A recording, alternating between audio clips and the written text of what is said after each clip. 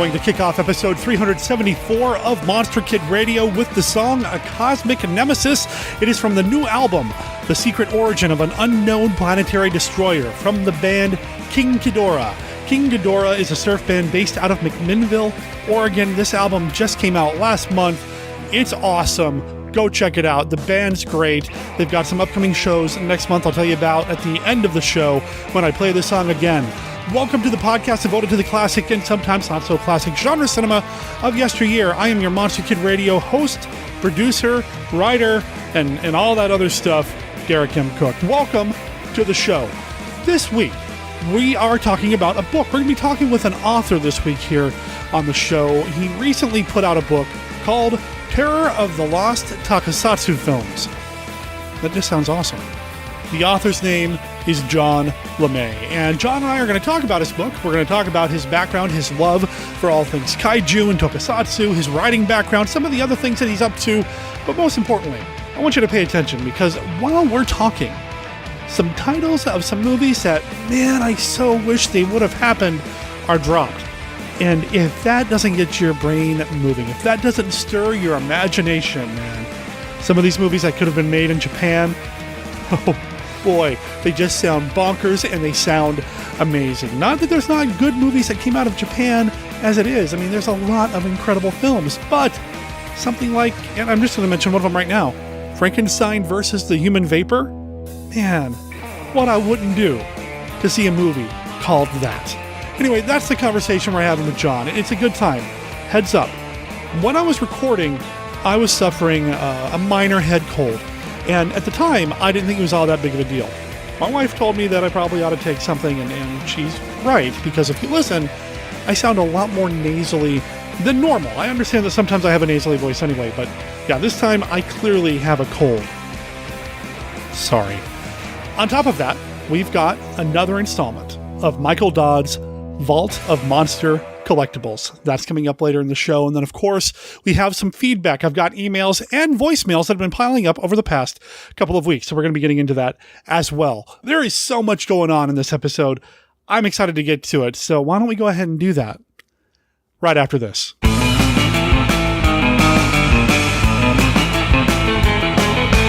Beware the astro-zombies. They mutilate, they torture, they kill. Spine-tingling horror, unspeakable shock, and breathless excitement will grip you as you watch living organs ripped from the bodies of voluptuous females, as beating hearts and throbbing brains are transplanted to create the astro-zombies. Cringe in terror, scream in fright as these skull-faced monsters strike blindly at living flesh, and the motion picture screen flows in the blood-drenched wake of the astro-zombies. The beautiful, voluptuous, deadly, vicious Satana, a woman who would stop at nothing to gain control over the astro-zombies, whose creed was kill, kill, kill.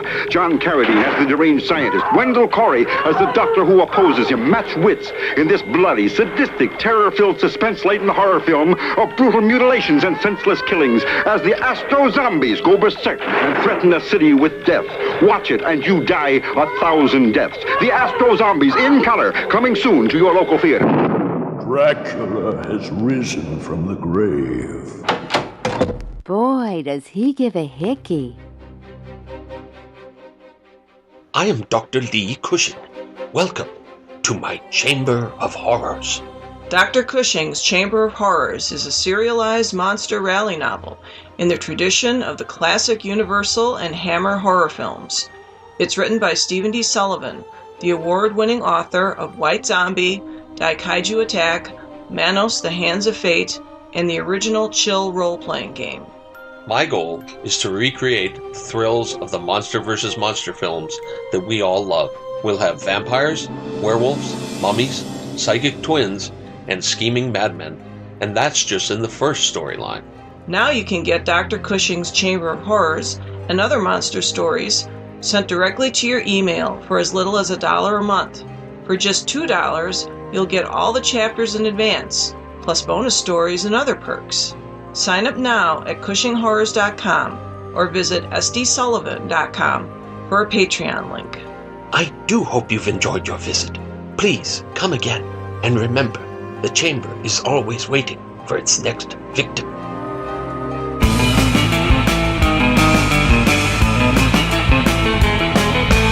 Monster Kid Radio listeners, I'd like to welcome to the show an author, a fan of films, somebody who I suspect likes the kind of movies that you and I like. Welcome to Monster Kid Radio, John LeMay. Hey, Derek, thanks for having me. I'm excited to be here. I am thrilled. I've been a fan of your work ever since I read your first book of the big book of Japanese giant monsters. But as I look at your bibliography, I see that you've got quite a few books and under your name, and we'll talk a little bit about that as we go along. The reason we have you on the show this time around is I want to help promote and discuss and support the new book, Terror of the Lost Tokusatsu Films, from the vials of the big book of Japanese giant monster movies. It just came out on Kindle. You can pick it up as a paperback. It's available on Amazon. I snatched it right up, and I've already started reading it. This book's great. Oh, thank you. It is a follow-up to the first book. It's kind of billed as maybe a sequel, kind of, sort of, but it's really, I don't know, it's more than that. It's not just about giant monsters. What is your fascination with these movies? I just grew up watching them as a kid.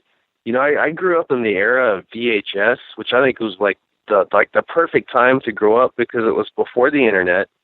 So you still had some mystery. You know, like you would walk into Suncoast Video and you really didn't know what you would find. Like I didn't know who Gamera the Flying Turtle was until I saw that VHS. Because again, not a lot of books out on Japanese monsters back then, you know, outside of the Ian Thorne Godzilla book. So going into the Suncoast Video or the VHS store was always like an adventure because you didn't know what you'd find. So that was definitely a fun part of it for me growing up. You know, I've talked a little bit about this here on the show in the past with other people as well. You know, we're lucky now. We have access to the internet. We have access to the world when it comes to so many of these movies. If I want a series of Ultraman that came out in the mid-90s, I can just hop on over to Amazon.Japan, I guess, or whatever the Japanese URL is for it. And if I could translate the site and navigate it, I can order it and get it here within a few weeks. But because I used to work at a Suncoast, I used to go to the Suncoast and or at a Blockbuster Video or things like that and see, you know, what's out there and just be surprised because the internet wasn't a thing. It wasn't a tool. So we're kind of lucky now, but and for a long time, you'd see these movies, and you have somebody who wrote the acknowledgement in your book talking about this as well, where they go to the store and see what's on the shelf, and hey, these videos look the same, but they got different titles. Oh, wait a minute, you know, they're the same movie, just released under different titles and years and labels and that sort of thing. I got to ask, how many copies of the same movie do you have in your collection because of that? Oh, well, probably Godzilla versus the Sea Monster was the one I'd always buy a copy of, and that's because I didn't realize that they would take publicity stills and these scenes didn't take place in the movie. So I always thought there would be a lost cut of Sea Monster where Godzilla does the helicopter spin with Ebera. You know, because you always see that publicity still, and I thought, okay, it's going to be in this one, so I'll buy it just in case, and it would never be in there. I know growing up, there was always the talk about, well, there's that separate cut of King Kong versus Godzilla where King Kong wins versus Godzilla. But the kind of books that you've got here, the kind of research, I mean, you deep dive into this stuff. Obviously, the King Kong versus Godzilla thing, that's all kind of a myth, something that Forrest Ackerman may have promoted a little bit in Famous Monsters of Filmland, but you really deep dive into into movies and series that, man, unless you're in the know, I don't know how you came up with this stuff. Some of these titles sound amazing. The movies and the TV series and such that never happened, but maybe at one point there was a script or a plot or a synopsis or a pitch or something. How do you find this material? Through the internet and through the technology of today. Back in the old days, if you had a book from Japan, there was just no way to read it. But with today's technology, you can actually just scan the page, and there's something called OCR, which means it'll recognize the text from the image, and it will rip that off the page, so you can like cut and paste it and run it through Google Translate, and you get a really bad, rough translation, but it's good enough that you can figure out what's going on. You know, you get the gist of the information. And so that's basically how I did it. That's brilliant. I wouldn't have even thought of that. I've got a handful of books that I've ordered from Japan just because I love the artwork and the layout, but I can't read them because I don't speak or read Japanese, despite my love of these kaiju movies. I've got a couple of Ultraman books here. I have no idea what they're saying, but the pictures are nice. Yeah. I didn't even think about that, about scanning them in. That's brilliant, man. Yeah, and also the other thing that people don't realize, too, is with today's websites, if you go to a Japanese website, now you can have that translated into English with just the push of a button, and you can read that as well. So that's another good source for just these Japanese websites. So the earlier book that came out last year, the big book of Japanese giant monster movies, The Lost Films, it focuses more on the kaiju movies. The book that's out now is more about tokusatsu, which isn't necessarily all kaiju films, but it's more just special effects movies is basically what that means in Japan. Am I right? Is that the translation, basically? Yes, correct. Yeah, exactly. And it doesn't even have to mean like a sci-fi movie either. Tokusatsu could even be one of the old Toho war movies that used miniatures and things like that. And I don't cover those in this book because I don't think people would find them of interest, but that's, something else that you could consider tokusatsu. You mentioned that a couple of times throughout the book, and while you spend more time on the genre films, you do mention that a little bit, that there are some special effects movies out there that may not be considered the monster movies or the sci-fi movies, but you still kind of dance around it. So it's still in there. It's as complete a tome as you're going to get, I feel like, here in America for this kind of stuff. Yeah, absolutely. Like, I don't know how you say it, Baruba, which is like the Japanese Tarzan, it wasn't really a sci-fi either, but I felt like, it was interesting because there was this Dai version of Tarzan, and, it did technically have special effects scenes, so it was a little bit of a stretch to include in the book, but it was just something that I felt like fans would find of interest still. You've got so many movies in here, even movies that are actually out that I've never even heard of, let alone movies that never really made their way to the screen or the set or production. I've never seen Submersion of Japan. I know I need to, but you mentioned pretty early in the book that there was a version of Submersion of Japan released here in the States with Lorne Greene cut into it. That's right, called Tidal Wave, and you can really consider it a lost film because I can't find it anywhere. I can't find it for sale on eBay. I don't see it on YouTube. I've seen Submersion of Japan through Toho's DVDs, but I've never seen the American Tidal Wave. So, technically you could call that a lost film right now. I'd love to see that. So listeners, if anybody knows how to get their hands on it, I want to see Lorne Greene in a Tokusatsu movie. Come on. Hook a brother up, man. Some of these titles, I'm just kind of scanning through the book right now. Some of them that came out, some that never came out. Why do you think that when it comes to Tokusatsu movies or special effects movies, for the most part, we only think of the giant monsters, but there's so much more. Why don't we think more of the Matongos or the H-Mans, that sort of thing? What is it that keeps us as Americans, as an American audience or European audience, not really knowing as much about these as we would say, like, say, the kaiju films? Gosh, I don't know, but I have to confess I'm guilty, too, that I'm really only interested in the giant monster films when it comes to watching them. I definitely enjoyed researching, like, the history of the H-Man and the Human Vapor, but I have to confess that I don't really just love watching them.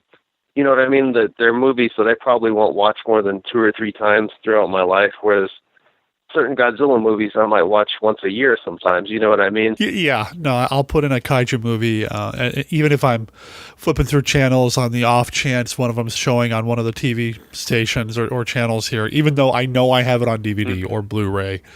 I'll still stop and watch it when El Rey Network does their Kaiju Live 4th marathons.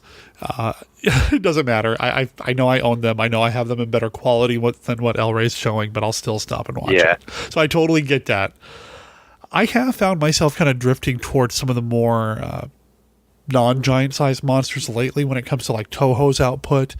We talked about the H-Man earlier this year with some people here on the show, and I just fell in love with that. I adored it. What are some of the Tokusatsu films that are out there that you wish more people talked about? One that I discovered, I really enjoyed it. I thought it was going to be a chore to watch. I thought it'd be really bored and just be waiting for it to be over, but I really enjoyed it. It's called Woman Vampire by Shin Toho from 1959.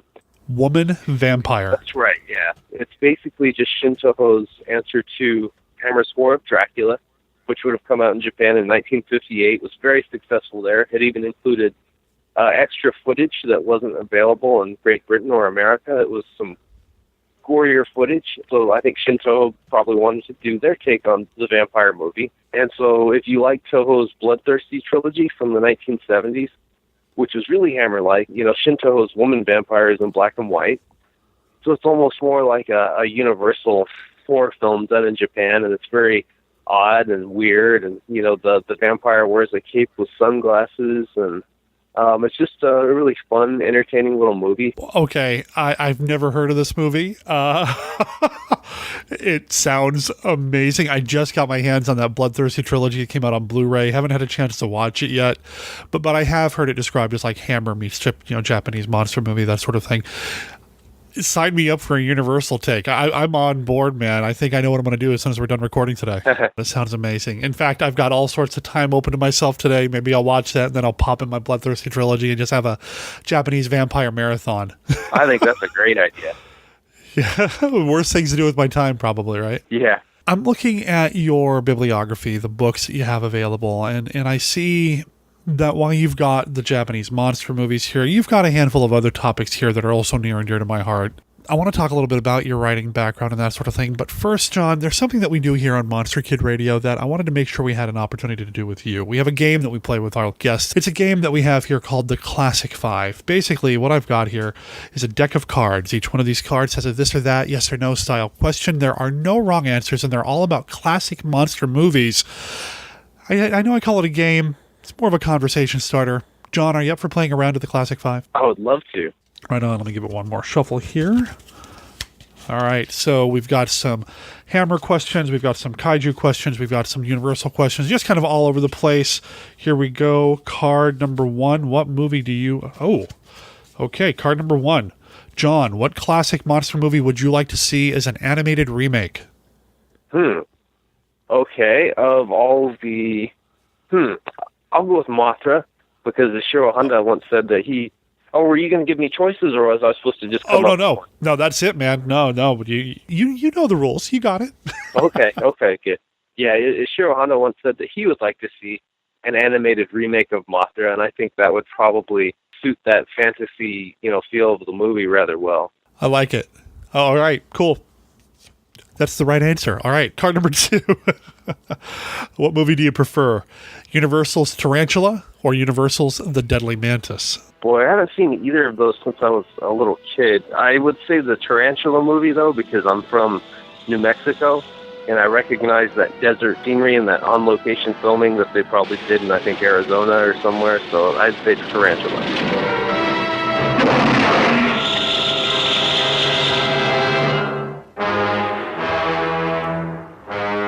But what if circumstances were to magnify one of them in size and strength, took it out of its primitive world and turned it loose in ours? Then expect something that's fiercer, more cruel and deadly than anything that ever walked the earth. Even science was stunned. The new atomic miracle should have been mankind's greatest boon. Instead, when such power to cause phenomenal growth proved dangerously unstable, man was confronted with his most shocking blunder. The isotope triggered our nutrient into a nightmare.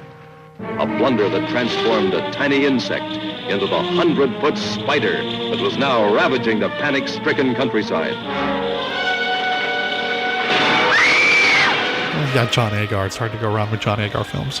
So there you go. We've got a Hammer question here on the Hammer card. What is your favorite Hammer vampire film not featuring Peter Cushing? Oh, because I was going to say Dracula AD 1972. That's I love that movie, though. But yeah, okay. So it can have Christopher Lee, just not Peter Cushing. Right.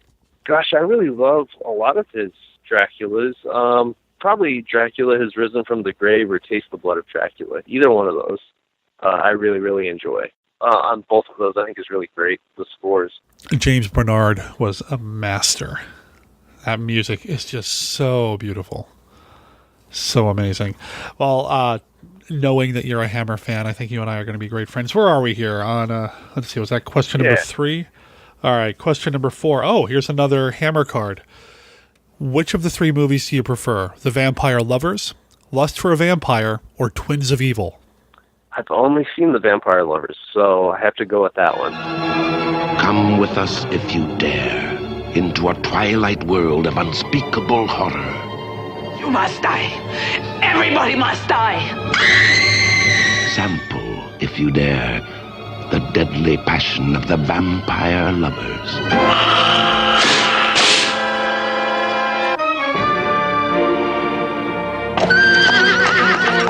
The vampire lovers. Perverted creatures of the night find their victims everywhere.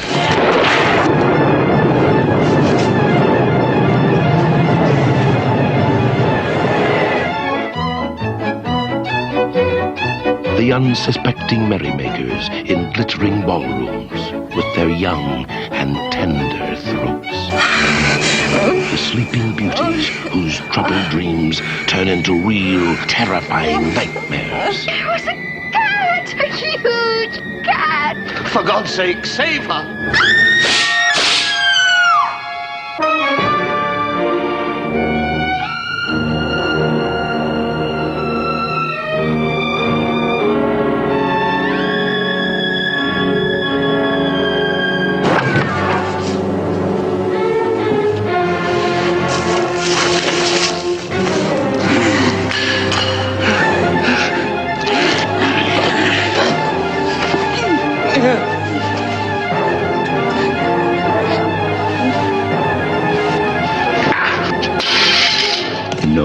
For the vampire lovers. No escape till their evil hearts are stilled for all eternity. If one remains, yes, even one, there will be thousands more. Beware. Beware the cold caress, the kiss that kills. Beware the vampire lovers.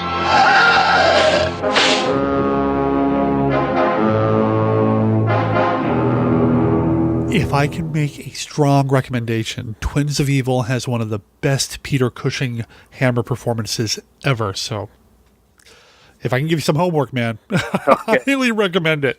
Highly recommend it. All right. Card number 5. Finally, what is your favorite flying kaiju? Oh, gosh.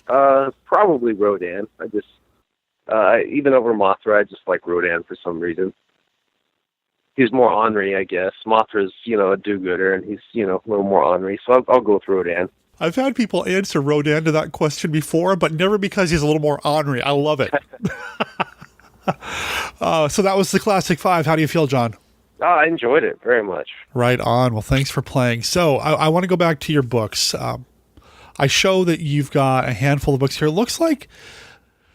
let's see, you've been kind of dancing around doing writing here since, 2009, or at least publishing since 2009 or so, is that right? Yeah, that's correct, 2008. Okay. What came first, the desire to write or the love of tokusatsu? Oh, I loved tokusatsu when I was a little boy, and I probably wanted to start writing around the same time too, so I wouldn't know, but I'd say probably the Japanese monster movies came first. And I want listeners to know that while you've got a handful of books about tokusatsu, giant monster movies, that sort of thing, you also have a book that came out earlier this year about another one of my absolute favorite subgenres that we don't talk about here on the show because it's not really too relevant, but it's my show. I make the rules. Deadly Spaghetti, the goodest, the baddest, and the ugliest Italian Westerns ever made. I love me a good spaghetti Western, so as soon as I saw that, I've also picked that up and read that and enjoyed the heck out of it. Oh, thank you. I mean, I have the utmost respect for spaghetti Westerns, the good ones, but you buy those bargain bin packs at Walmart that have like 20 of them, and most of them are awful. They're just, and they take themselves so seriously. They're just ripe for the picking when it comes to making fun of them. So that's why, I really just make fun of a lot of those movies in that book. Well, and it's another one of those subgenres too, like a lot of the kaiju films.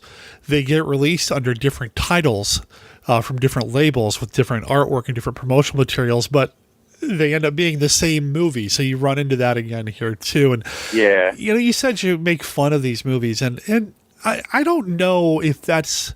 I'm going to disagree with you, sir. I don't think you're necessarily making fun of them. I think you're having fun with them. So okay, yeah, does that make sense? sure. I never really got the impression that you're disrespecting these movies, and I hope listeners don't think that that's what we're saying. I think you have fun with the movies. And well, the ironic thing, though, is I take the Japanese giant monster movies 100% serious. They've never made me laugh. You know what I mean? A lot of people, they talk about laughing at them. They've never made me laugh, unless it was on purpose. I got the Monster Congress scene in Ghidra, that was meant to be kind of funny, or the volleyball scenes in Sea Monster. Those were meant to be funny. So, but they've never made me laugh. I take them completely serious. It's just, I think the spaghetti westerns, though, they take themselves so seriously. Yeah, and I wonder how much of that is lost in translation too, given that these were produced, in a different culture and that sort of thing, and maybe they just didn't translate as well coming over here. Yeah, and I wish so bad that Hammer would have teamed up with an Italian studio and did some sort of vampire western, because that would have been really cool. And they were both, popular at the same time. They were bloody at the same time. So I really wish that would have happened. Man, you're preaching to the choir. Preach. I love me a good horror western, weird westerns. Sign me up for something like that in a minute. Oh, man. And speaking of Hammer teaming up with somebody, at one point, to get back to what you talk about in your books, Hammer and Toho might have collaborated on something. That's right. And what really pains me is the Nessie script, which is, their collaboration was going to be Nessie, which is perfect because it's basically a British giant monster movie. I know that script is out there somewhere in English where I could read it, but I just can't find it. And I still to this day haven't found a Nessie script. And someone did send me John Sayles' Nessie script, which is very close to that. I think it's called Nessie, Sea Dragon of Loch Ness. So if you've seen that, that's not Hammer's Nessie, but it was written around the same time. And I think it gets confused for Hammer's Nessie script quite often. About the Loch Ness Monster, Nessie would have been a collaboration between the two studios, which... Man, I want to believe that there's an alternate reality somewhere where that actually happened. Yeah. Man, and if we could get there just to watch it, just once. Yeah, I know what you mean. Oh, that would have been amazing. I was familiar with Nessie a little bit through some of my own Hammer research, because I also co-produce a Hammer Films podcast, and I've got the Unmade Hammer collections talking about the different versions of movies that they didn't make, or scripts or posters that got created or that were created but never really produced. So I knew about Nessie, but I didn't realize that it was going to be that Toho was going to be overly involved with it. So how amazing would that have been? Yeah, and Nessie actually killed one of the scripts that I talk about in Terror of the Lost Tokusatsu Films, which is Invisible Man versus the Human Torch. It was pretty close to getting made. And I think the trouble with Nessie kept delaying that film, and eventually that film just went to the wayside and died. And it's a really great script, and I wish it had been completed. See, even the titles of some of these movies. You mentioned that one. You mentioned Frankenstein versus the Human Vapor. Yeah. Sign me up. These sound great. Yeah, and how Frankenstein versus the Human Vapor came about was, so Brinko Pictures had just bought The Last War of Gorath and the Human Vapor, I think in late 1962, and they were working on all of them for release. And apparently, the people at Brinko really liked the Human Vapor, and they suggested to Toho, you should do a sequel to this because we really like it. And a future writer of Star Trek, his name was John Meredith Lucas. He's the one who supposedly came up with this idea that, okay, why don't we just have the Human Vapor fight Frankenstein? And it's a good script, it's interesting, but it kind of undermines the really great ending of the Human Vapor, which is like a classic Ishiro Honda suicide, or actually a double suicide of the two main characters. So the only real flaw with Frankenstein versus the Human Vapor is that it totally just ruins the ending of the original film. Would still have been awesome to see. Well, and see, I feel like your listeners, am I correct, that they kind of lean more towards maybe the Universal horror films? Would that be correct? Well, we're kind of all over the place. Yeah. A lot of, when I pitch the show to people, I call it the classic and sometimes not so classic genre cinema is what we look at. So, we go from the silence to Universal, a healthy dose of Hammer, typically start to fade out around 1968 or so, just because that's when Night of the Living Dead came out and the horror industry kind of changed a little bit. But even then, we still go into the 70s and such. And I've said repeatedly, kaiju films and Hammer films will always have a home here on MKR. Just because it's my show, and those are things that I love. So there it is. Just last month, we did a month of nothing but luchador monster movies. So we're all over the place. Yeah, those are something I've never actually watched before. I've always been curious, but I just haven't ever taken the time. Well, I happen to know a podcast that just did 5 weeks of I'll nothing but these movies. Yeah. Oh, they're such a treat, man. Such a, Santo versus the Blob and things like that. It's just a blast. Totally different vibe, though, than what you get with some of these Japanese monster movies. Although I keep telling people I'd love to see a luchador and kaiju movie happen. I don't know how. I don't know what the scenario is. But put those two things together, and I think we'd have, like, the perfect movie. I wish somebody at G-Fest, they do those short films at G-Fest. I wish somebody would do that there. That would be cool. That'd be amazing. Speaking of G-Fest, I'm assuming you are a regular attendee. I only went for the first time last year, and I've always wanted to go. Oh, wow. My dad and I used to have a business that we really couldn't escape from, and we sold it a couple of years ago, so I was finally free from work so I could get away. And I can't imagine that I'll ever not go back to G-Fest now. I have to go back every year because the people are so awesome and just the event is so awesome. So, yeah, I'll definitely be there this year. Yeah, I've never been. I've always wanted to go. I have a feeling, though, that as soon as I do go, I'll be like that. I'll always be going back, I'm friends with Kyle Yount from the Kaiju Cast, so I always hear about it. And boy, it sounds amazing. When you went, did you just go as a fan, or given your books and such, do you ever do presentations there? I did. It was a little overwhelming. I mean, I've done talks before, but I do talks here in my hometown of Roswell. And, usually you get maybe 80 people maximum. So I'd never actually done a talk for I think there were 300 to 400 people in the room at G-Fest that wanted to hear about these Lost Godzilla movies, so that was a little daunting at first, and then it got to be really fun as the talk progressed. And so, yeah, I presented and I just went as a fan both. Nice. And then what's the reception when you start dropping titles or mentioning scripts that never made it? What's the reception to something like that? Is there an excitement or more of a sadness as these movies never happened? I'd say mostly excitement, and then I was surprised at how many people just really, really laughed when I explained Batman versus Godzilla. That there was a lot of laughter on that one for sure. Okay, you've got to tell us about Batman versus Godzilla. Well, it's got a really confusing history. I don't know if it was Toho's idea or the American TV show producers that was their idea, but I know the script or the treatment that I got was from the William Dozier papers from a university. I forget which university now, but they actually have the Batman versus Godzilla treatment, which was meant for Adam West, and it was written in that same style. In fact, even if you're not a Godzilla fan and you're just a Batman fan of the Adam West series, you would really enjoy this script because Batman has a big jumbo jet that he flies to Japan in. He and Robin have robot doubles of themselves, so that way they can be both Batman and Bruce Wayne at the same time, and people, won't notice. So it's full of really interesting stuff if you're just a fan of the Batman show. But I'm glad it wasn't made because it really wouldn't have fit in with the Godzilla continuity of the time. It was meant to take place in the Showa Godzilla series because it mentions King Kong versus Godzilla, and it was going to show footage from that to kind of establish that this is the same world. But, Godzilla by this point was a hero, and in Batman Meets Godzilla, he's the villain. And at the end of the movie, it's basically like Gamera. Batman knocks Godzilla unconscious, and then the people of Japan build a rocket around Godzilla and shoot him off into space.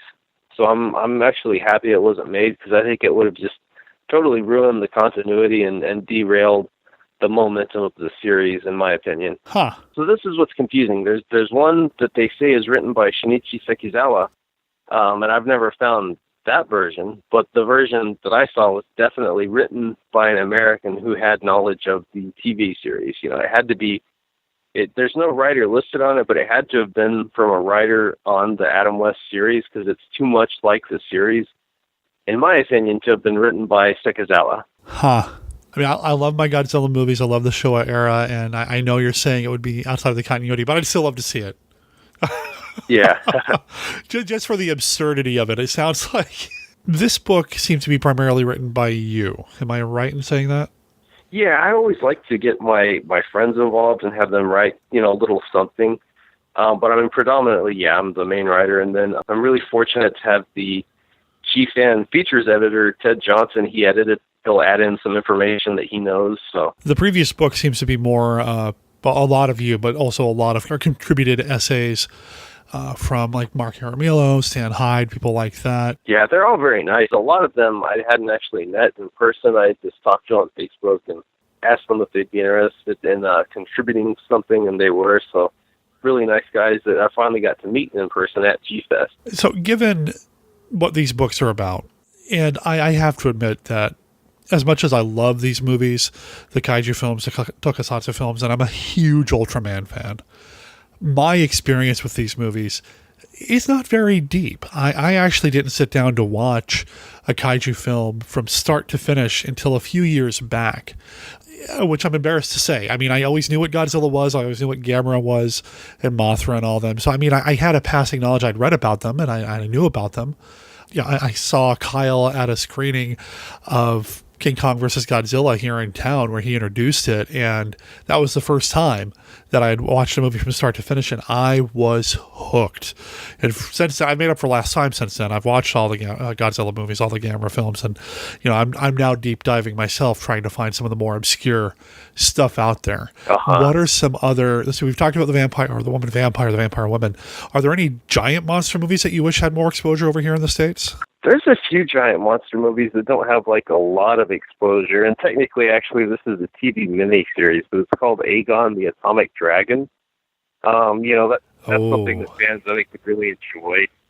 So there's a lot of them that were actually released here in the U.S., but they never had a VHS release. Therefore, they've never had a DVD release, and they just kind of disappeared. But like the cartoon, for instance, the Little Prince and the Eight-Headed Dragon, I think is really good. The Whale God by Dai, I'm really surprised hasn't gotten some sort of Criterion DVD here in the States, but you can find it there, in Japanese and subtitles. Really great movie. Not really a traditional Japanese giant monster movie. It's more like a Japanese version of Moby Dick, but very good movie. I think people would enjoy that. You can find some really odd things on Amazon Prime. So I'm a big fan of Super Robot Red Baron. Have you heard of that? I've heard of it. I don't know if I've seen it. Is it a movie or a series? It's a series, but they did that thing, a lot of those series, they would take them and they would edit them into a feature-length film. And they did it, and it's called The Iron Superman. And it took episodes from one of the, there were actually several Super Robot Red Baron series. I think there were like 3 of them. And this took from the one that I hadn't seen, and it edited it into a brand new movie, and that's available for free, again, on Amazon Prime. Very rare movie. Should be a lost film, and yet here it is on Amazon Prime. So you just never know what you're going to find. Fascinating. Yeah, I think when people think about these types of movies, they immediately, or TV series, they go to Toho or Tsuburaya, because Tsuburaya had the Ultraman, and man, the whole lawsuit thing with Tsuburaya and all of that is a totally different conversation. So glad it's kind of turned out in the favor of the good guys there, and maybe listeners, I'll talk about that sometime down the line. But I mean, there's so many TV shows, so many movies out there from not Toho, from not Tsuburaya. There's so much out there, and we are getting more and more of it over here with Crunchyroll playing so much Ultraman, and then Amazon's got the one specific I guess, do they call it a network or a channel over there on Amazon with all that stuff on there that you can see? Yeah. There's just so much out there that's so good. I haven't really had anybody on the show that's really into this stuff the way that, well, you are. So I hope you don't mind if I pick your brain a little bit more. I've never seen this. Do I need to see ESPY? It sounds awesome. I love it. I mean, to me, okay, if you're a big fan of the 1970s Godzilla movies, it's really a trip because, okay, so the 70s Godzilla movies, their budgets got cut. They were low budget. But ESPY, or ESPY, I guess in Japan. Okay, yeah, I was probably mispronouncing it, so yeah, go. Well, I think it's ESPY in America, and then in Japan it's ESPY, but I mean, we're Americans. We might as well just say ESPY. So that had a huge budget, and it was also, like, I think, the second biggest hit in Japan of 1974. So it's directed by Jun Fukuda, who also directed that year's Godzilla versus Mechagodzilla. It's got some of the same actors in it. It's got the villain from Godzilla versus Mechagodzilla. He's in it. Goro Mutsumi, I think is his name. You know, so you basically got those same actors in kind of a bigger budget action movie. Same production crews. It's just a fun little addendum if you like those movies. You know, I would definitely recommend that you check it out. It looks like it's like there's a group of people, government agents, that sort of thing, kind of looking into supernatural, weird kind of threats. Maybe a little Ultra Q-like is kind of the vibe that I'm getting. Yeah, exactly. And the reason I was able to include it in the book, because it is called The Lost Tokusatsu Films, is it was on VHS in the 90s, but it's never been upgraded to DVD. So you really can't find it anymore. And it also started out kind of as a lost film because Toho originally wanted to film E-Spy in 1967. And part of that was the big craze behind James Bond and You Only Live Twice. And in fact, Akiko Wakabayashi and Mai Hama, who were the Bond girls in that film, were supposed to be in E-Spy. And partly why Toho didn't produce it in 1967 is Akiko Wakabayashi left the studio, and so they lost their big actress that they wanted for the movie, and they ended up shelving it until 1974. It's something that I've heard the music from, and I've always enjoyed that government agency looking into supernatural stuff kind of movies and stories, that sort of thing. And it looks like it's got a real heavy 70s vibe, so I guess I'm going to have to track it down and watch it somehow. Absolutely, yeah. It sounds awesome. Man, I mean, we could probably sit here and just talk for hours about all this stuff, and I could just gently pick your brain about these things, because, again, this is a field that I don't know as much about as, say, like the Universals or the Hammers. If you had to recommend somebody watch, say, like 2 or 3 movies of this type, just to kind of get a good feel for what's out there, what would you recommend? Okay, so, like, we're talking non-giant monster Japanese special effects. Sure. Submersion of Japan is definitely my favorite. I think it's a really great disaster movie. Just very well done. Great Prophecies of Nostradamus, which is a banned film. Oh, man, really great movie. If you can find the uncut version, that's a really great one. Did you just say it was a banned film? Yeah, it's actually literally banned. Oh. Toho banned it because it depicts this future. They flash forward to the future at the end of the movie, and it shows these grotesque human beings that are mutated by radiation. Actual atomic bomb survivors, you know, naturally took offense to how they were portrayed. And Toho got a lot of complaints about the movie, and that's why it was only released to theaters. And it's never actually had a VHS or DVD release, so it's a banned lost film. Oh. Yeah. Well, I had no idea. Yeah. Wow. It's a good one, though. It's really great. It's like the king of disaster movies because it has every disaster you can imagine in that movie. It's got like nuclear annihilation. It's got earthquakes. It's got zombies. It's really, really crazy, and it actually somehow works without it becoming silly. So it's actually a very depressing film. It's really just, I mean, if you can find it, watch it. Then I would watch probably one of Toho's mutant films, which could be The Human Vapor, The H-Man, and Matango, any of those. And then lastly, I'd probably pick some of the Bloodthirsty trilogy, just any of those, just because, again, if you like Hammer vampire movies and want to see a Japanese take on that, you know, that's basically what you get. The most Hammer-like of all three is probably the last one, which is Evil of Dracula. That one is the one where they just went full Hammer and totally embraced it and quit trying to stray away from that. Have you watched the Blu-rays yet? I haven't watched the Blu-rays, but I have seen the original Japanese versions of all three. And because I've seen the Japanese versions, I would actually really like to see the English dubbed versions, because I hear in one of them they give the vampire like a European accent, so I'd really like to see what that's about.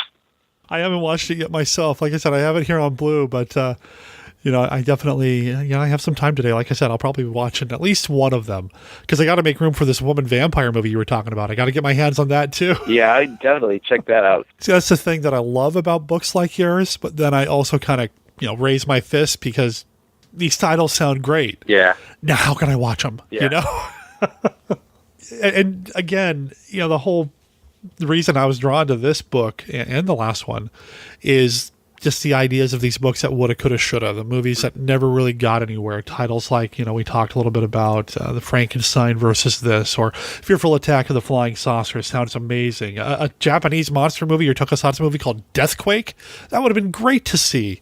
That makes me raise my fist even more because, man, not only can I not see it, I just cannot see it because it never happened. Okay, now Deathquake did happen, just so nobody... Oh, did it? Yeah, okay. That one was released in 1980. It was actually aired on American television, but again, there's no VHS release that I know of. There's no DVD release in America, so only way you can find it is basically through a bootleg. What is Deathquake about? Because the title sounds great.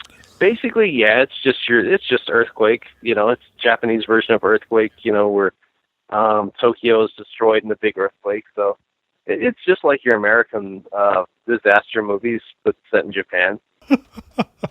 Sign me up. Yeah. I want to see this thing. You briefly talk about, in the book, another one of my loves, kind of sort of in a roundabout way.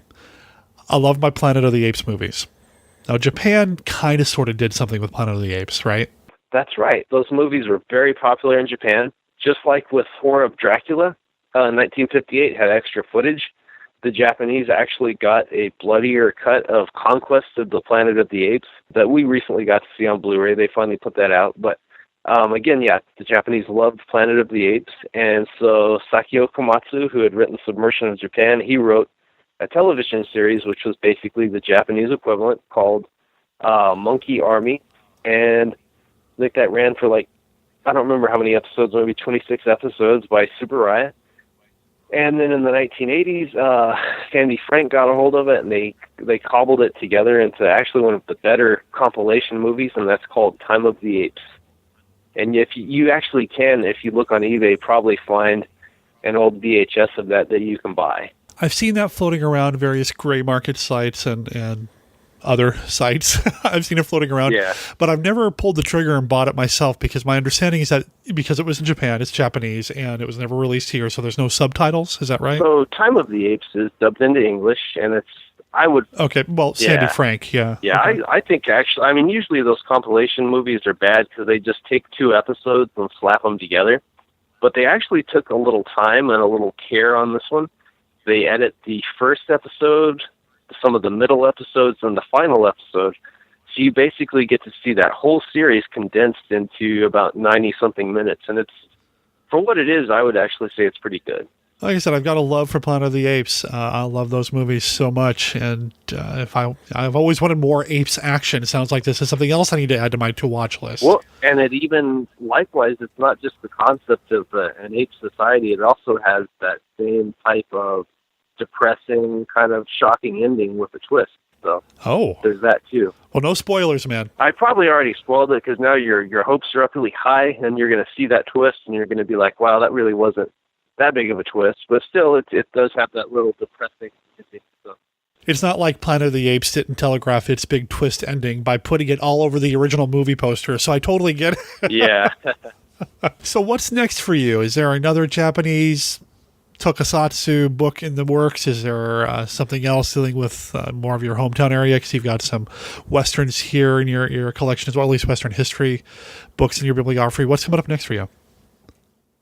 I do have a Western biography on which really doesn't fit the scope of this show, but that should come out in the future. It's just a biography on a man who wrote the first book on Billy the Kid, and that, I don't know when that'll come out, but it's done, and it's at a publisher, and they're looking at it. But as far as monsters go, I'm turning my attention to the unmade King Kong movies, which there are actually quite a few. So wow. That should be the next one, is the American and the Japanese unmade King Kong project. And also, I've got another book called Writing Japanese Monsters, not writing, but writing. It's all about the development process and how they wrote these movies and how each movie would change as they wrote it. It'll have biographies on like Shinichi Sekizawa and just the different men and women who wrote those movies. Well, that sounds fascinating. That sounds amazing. You said something about this Billy the Kid biographer book. that you've got it with a publisher right now. Am I misunderstanding, or because I thought the Tokusatsu books, at least, you've kind of independently published? Is that right? Yep. So my history books, I usually always have actual publishers for. Okay. And I find with history that works better because history books sell in museums usually. That's where someone's going to see it and they're going to buy it. Whereas on Amazon, people are browsing around, not as much. But when I find those people on Amazon, they definitely browse for film topics because those sell really well. Okay. And that's why I self-publish those. I really don't need a publisher for those. Gotcha. They sell well enough without their promotion. So okay. And that way you get a higher royalty as well. Well, yeah, I would imagine the pay structure is slightly different. Yeah. Well, that's fantastic. I mean, I love the idea of this Billy the Kid book. Please keep me posted on that, because I know you've got a book out there about Billy the Kid, Tall Tales and Half-Truths of Billy the Kid, and that's another one of those topics that I love that, again, has nothing to do with MKR, but, the Old West and the outlaws and the true stories behind all that. So I haven't read it yet, but it sounds like I need to get ready for this other book you've got in the works. Well, thank you. I appreciate that. We can always meet in the middle and talk about Billy the Kid versus Dracula. I was about to mention that. What do you think of it? I've been meaning to watch it, and I still haven't, but I've always wanted to. And someday I will. You've never seen it? No, it's on my to-do list, and I just never get around to it. So the normal structure here on Monster Kid Radio, I mean, every once in a while I'll bring somebody in who's like an author or a filmmaker or somebody who's doing a project, but most of the time we have somebody on the show to just talk about a movie. It sounds like, John, we just might have found a movie for us to talk about on a future episode of Monster Kid Radio. I would love to. I'm totally down. Assuming you like the movie. If you don't like the movie, maybe we'll just kind of forget this conversation ever happened. But if you like the movie, let's have you back. Hey, absolutely. Or maybe that would be more interesting if I didn't like it and you did, and we can go back and forth and maybe find some common ground. Well, if you've got time in your writing schedule, why don't we make that happen sometime this year? What do you think? I tell you what, I will make an effort to watch that this October. Ooh. And then I'll get back with you and let you know. Right on. That sounds like a plan, John. I love it. In the meantime, though, I'm going to keep myself busy with all of your books, the monster books and the non-monster books. I'm a fan of your writing. I'm a fan of what you're doing, John. Thanks for doing it and putting this material out. And thanks for being on Monster Kid Radio this time. This was a lot of fun. Well, thanks for doing your show as well. So that helps authors like me promote. So I sure appreciate it, and it just helps keep fandom alive. So thank you for what you do as well.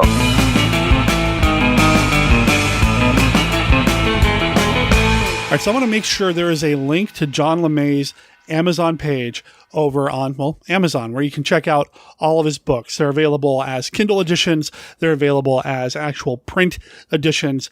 A number of them are relevant to what we like here on Monster Kid Radio, the Tokusatsu films, the giant monster movies, that sort of thing. He's also got a few other things. Like I said, that Spaghetti Western book is in there, as well as some other more local history and folklore-ish type books, given where he's from. New Mexico, and there's a lot to cover. So go check out his books and let him know that you heard about him here on Monster Kid Radio. John, thanks for being part of the show this week. I really enjoyed it.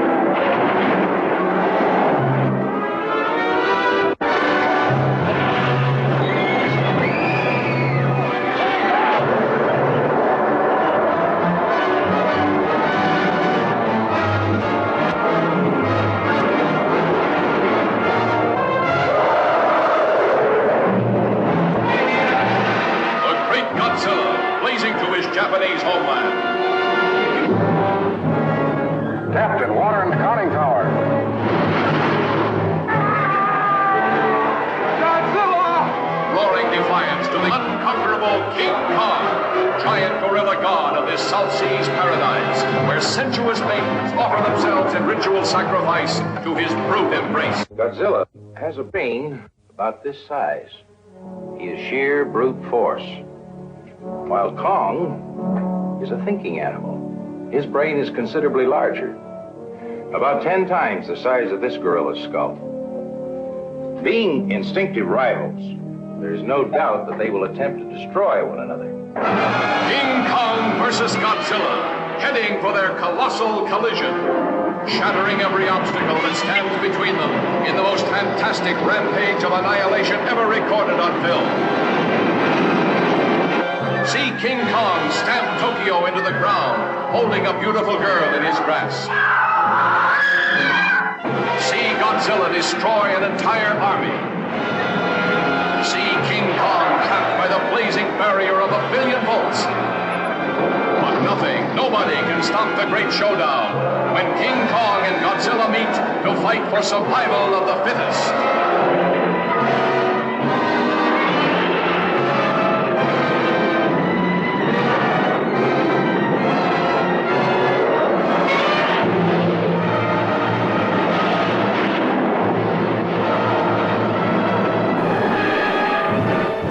There have been copies, there have been imitators, but no one, no thing can take the place of Dracula. And now he's back. Dracula, AD 1972. Along with Dracula, you'll see a macabre game of murder and madness called Crescendo. For lovers of the occult, Dracula, AD 1972. For lovers of the macabre, Crescendo. Both from Warner Brothers, rated PG. Hi, this is Jeff Owens from the Classic Horrors Club. And I'm Richard Chamberlain from kccinephile.com and monstermoviekid.wordpress.com. We'd like to invite you to attend the next monthly meeting of the Classic Horrors Club on the Phantom Podcast Network. We think you'll enjoy our show, but don't take our word for it. Let's ask some of our listeners what they think. Excuse me, sir. What did you say after listening to the Classic Horrors Club podcast? I'll never smile again. Wow, that's a little mean. How about you, sir? Would you recommend the Classic Horrors Club podcast? It would be very dangerous, not only for you, but for others. Well, we do talk about classic horror, from Silent Screen to Halloween and everything scary in between, but I don't think I'd call it dangerous. I think that's enough from our listeners. I've always said we have the, best fans. Why don't you give us a try yourselves? We meet once a month during the Classic Horrors Club podcast on the Phantom Podcast Network, found at downrightcreepy.com or at classichorrors.club. Oh wait, here's one more listener walking his pet. What do you think of the Classic Horrors Club podcast? There's the stink of hell on this train. Even the dog knows it.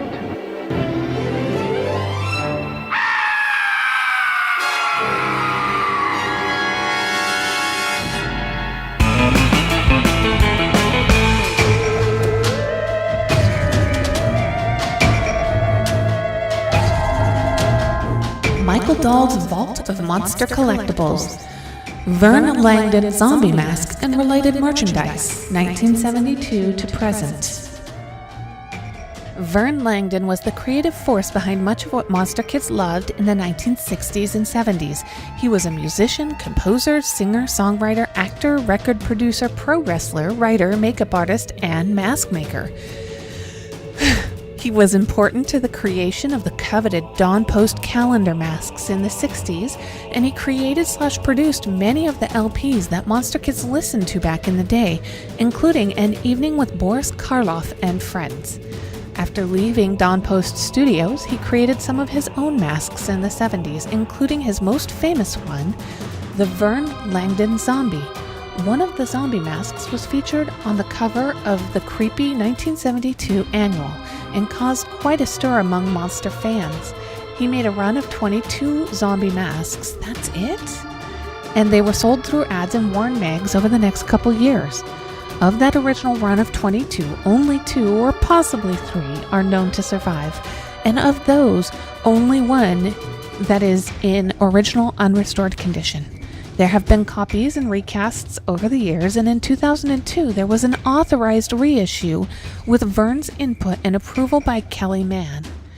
This reissue by Mann was limited to 30 copies and the mold destroyed. It came with a certificate of authenticity. Prices on the VLZ masks range from expensive to extremely so. The owner of the only known unrestored original estimates it's worth around $30,000.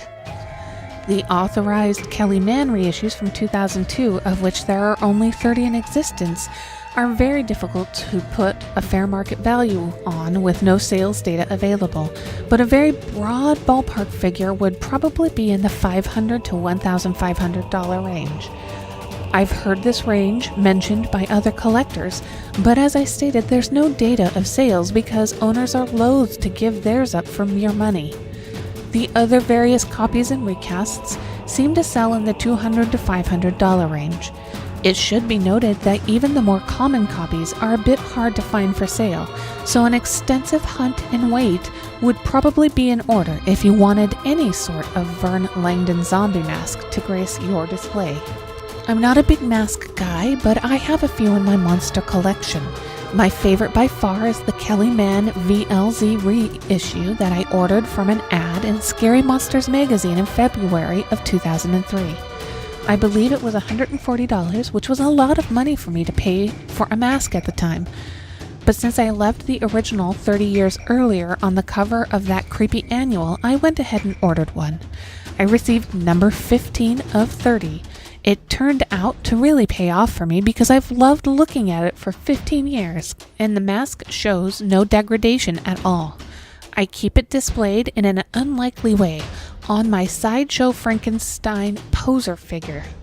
It's a little weird, and I know hardcore mask guys are probably rolling their eyes, but I like the look of it on the poser.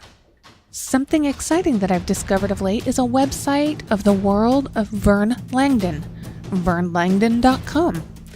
Here you can learn about Vern and buy some really great merch with the fine homage to the work of the late great master.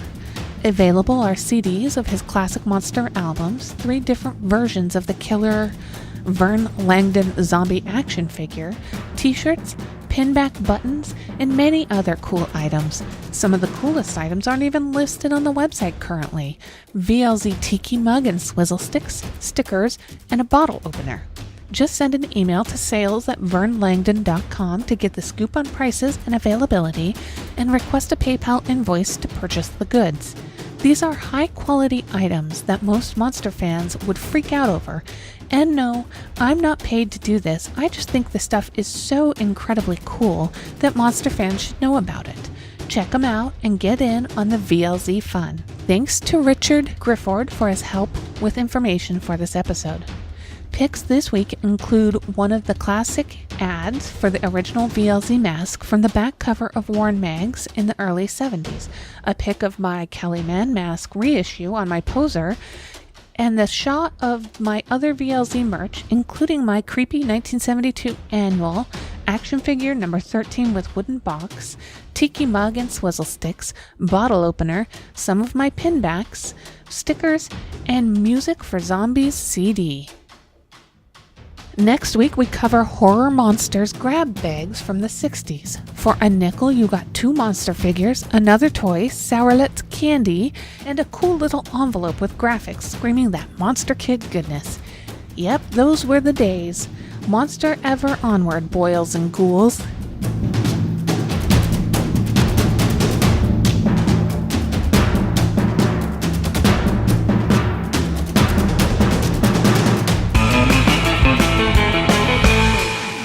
More prophetic than his prediction of space travel in Things to Come. More imaginative than his laser beams in War of the Worlds. More frightening than his warning of nuclear holocaust in The Time Machine. From H.G. Wells, history's most credible prophet, now comes his most incredible story. Empire of the Ants. The terrifying tale of civilization fighting for survival against armies of giant ants 10 feet tall who control the human population by drugging them into submission. And man the master becomes man the slave. Joan Collins, Robert Lansing, H.G. Wells' Empire of the Ants from American International Pictures. Rated PG, parental guidance suggested. Empire of the Ants. They shall inherit the earth sooner than you think. Look at those trees. How lovely they look reflected in the sunlight. Barnabas, I love to be with you. You've a way of looking at things as if they were completely new to you. You've never seen them before. Some people live in boxes all their lives. You know, I feel I'm beginning a whole new life. And you're responsible for that life. I can't tell you how exciting it is to be with you. Barnabas Collins, Vampire takes a bride in a bizarre act of unnatural love. House of Dark Shadows from MGM. Come, see how the vampires do it. Rated GP, all ages, parental guidance. It could be true, you know. There could actually be a man named Barnabas Collins, and he could actually be a real vampire. House of Dark Shadows from MGM. See how the vampires do it. Rated GP, all ages, parental guidance. Hello, Christopher. What insanity are you up to today? Oh, hey, Lydia. I'm downloading some movies. What? People are always telling me that's illegal. Not these. They're all public domain. Oh, look, Rescue from Gilligan's Island. Well, let me see what you're doing. Oh, you're at archive.org. Well, they have thousands of films, TV shows, commercials, radio shows, and books available. Yeah, but there are so many. I wish there was a podcast or something that would discuss these things. You know, give us an idea of what's worth the time. Christopher, there is. We do one. Oh, that's right.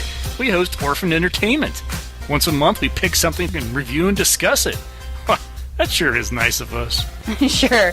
Why don't you click over to Orphan Entertainment and remind yourself a little more about the show? Oh, will do. Let's see, that's at orphanentertainment.com. And yeah, it looks like we're available on iTunes and Stitcher Radio. Oh, hey, can we review the Gilligan's Island movie someday? We'll see, Christopher. We'll see.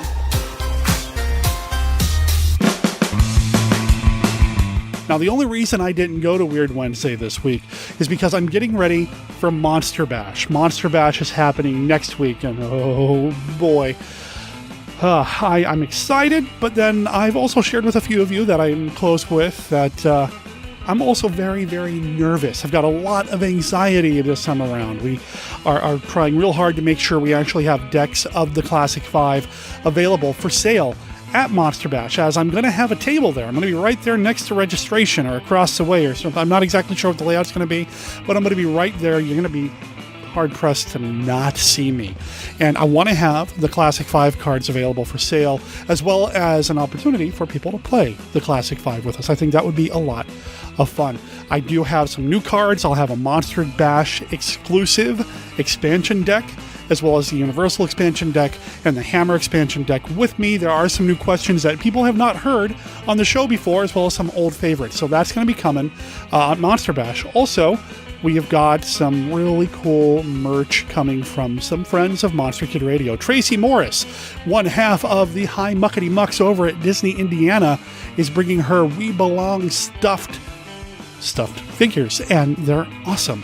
You have to check those out. Plus, Dominique Lamsey's, the author that's been on the show a few times and is going to be on the show again.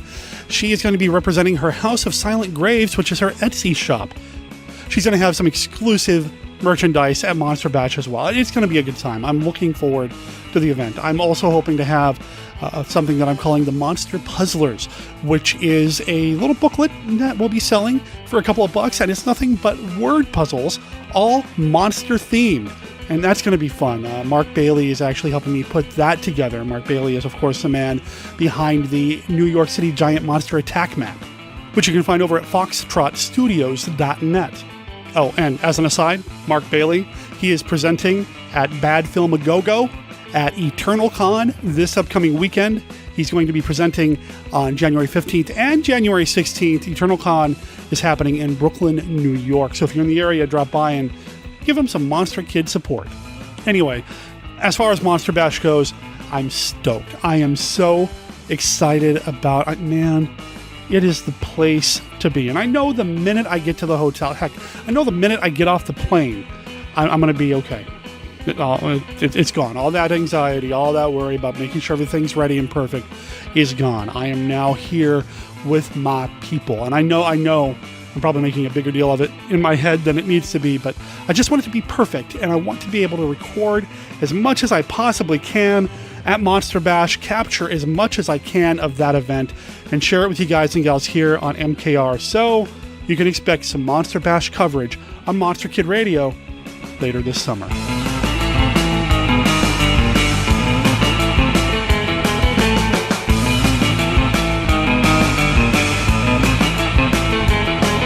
Hi, Derek. This is Steve Turk calling. I just wanted to say I've been enjoying your Mexican Monster Movie Month. It's been eye-opening to me because I've never really seen any of these films, so it has me wanting to add more things to my list. The other reason I was calling is, as you know now, the Monster Movie poll is over, and I've sent you the tallied-up results of the top 100 monster movies and also the top 20 Vincent Price films of all time. And I just wanted to say it was really fun going over the poll results and tallying up all the votes. We had 271 different movies receive votes.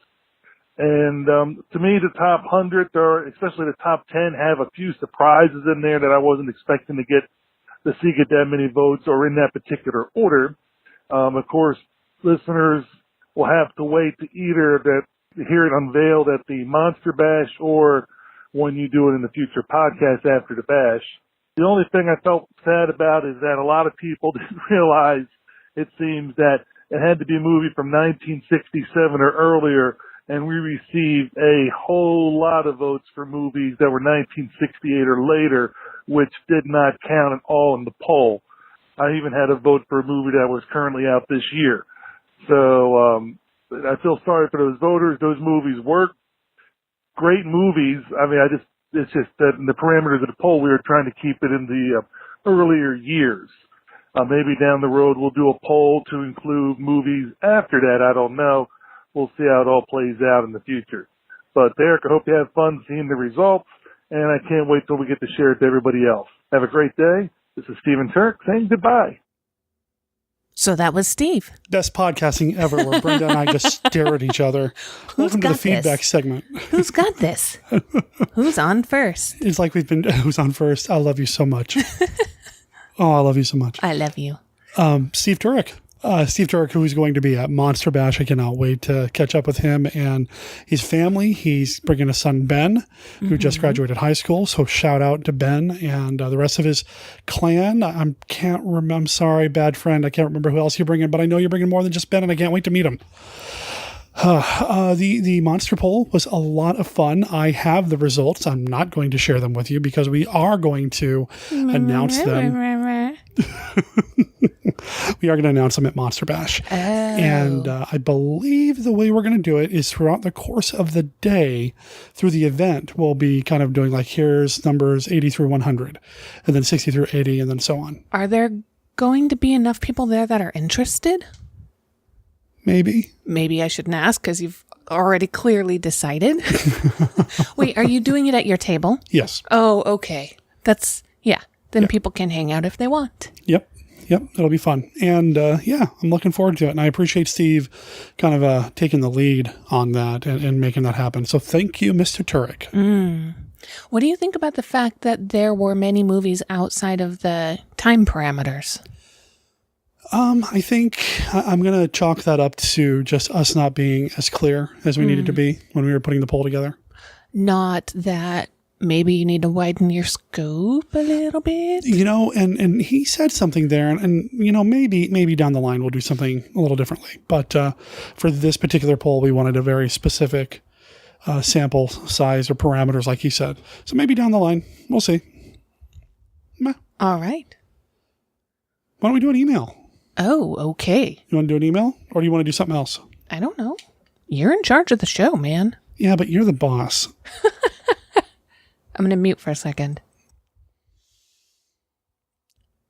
I have a bit of a cold that I caught before I went to Juneau and just can't seem to fight off. But I appreciate you being here. I know we didn't have you last time and it's been a little difficult. So it has what? And it's been difficult.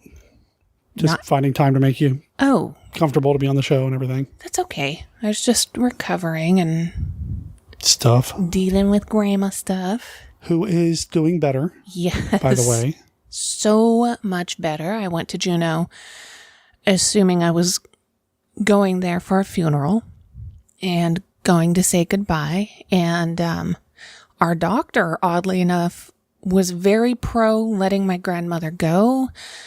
There was nothing in writing, but my grandma had verbally said no extraordinary measures. But when my sister and I got there, we kind of had a different impression of what extraordinary measures are. And I don't think a nasal feeding tube is an extraordinary measure. She's breathing on her own. When we said we were there and that we loved her, she said, "Love you."